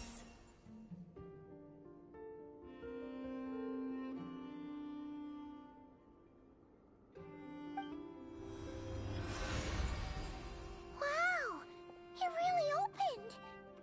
So that's what all this is about. They've been trying to open this gate. Come, let us enter. It might be best to eat something first. Take care to chew properly and swallow slowly. It will give your body time to readjust to the digestion process. They will head in soon. They will need to enter this gate.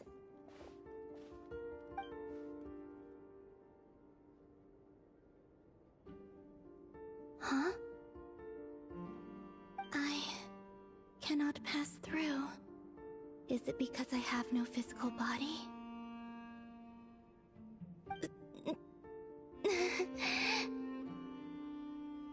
It has been 3 days. My strength has all but completely faded. Can I really hold on until Moon Prayer Night?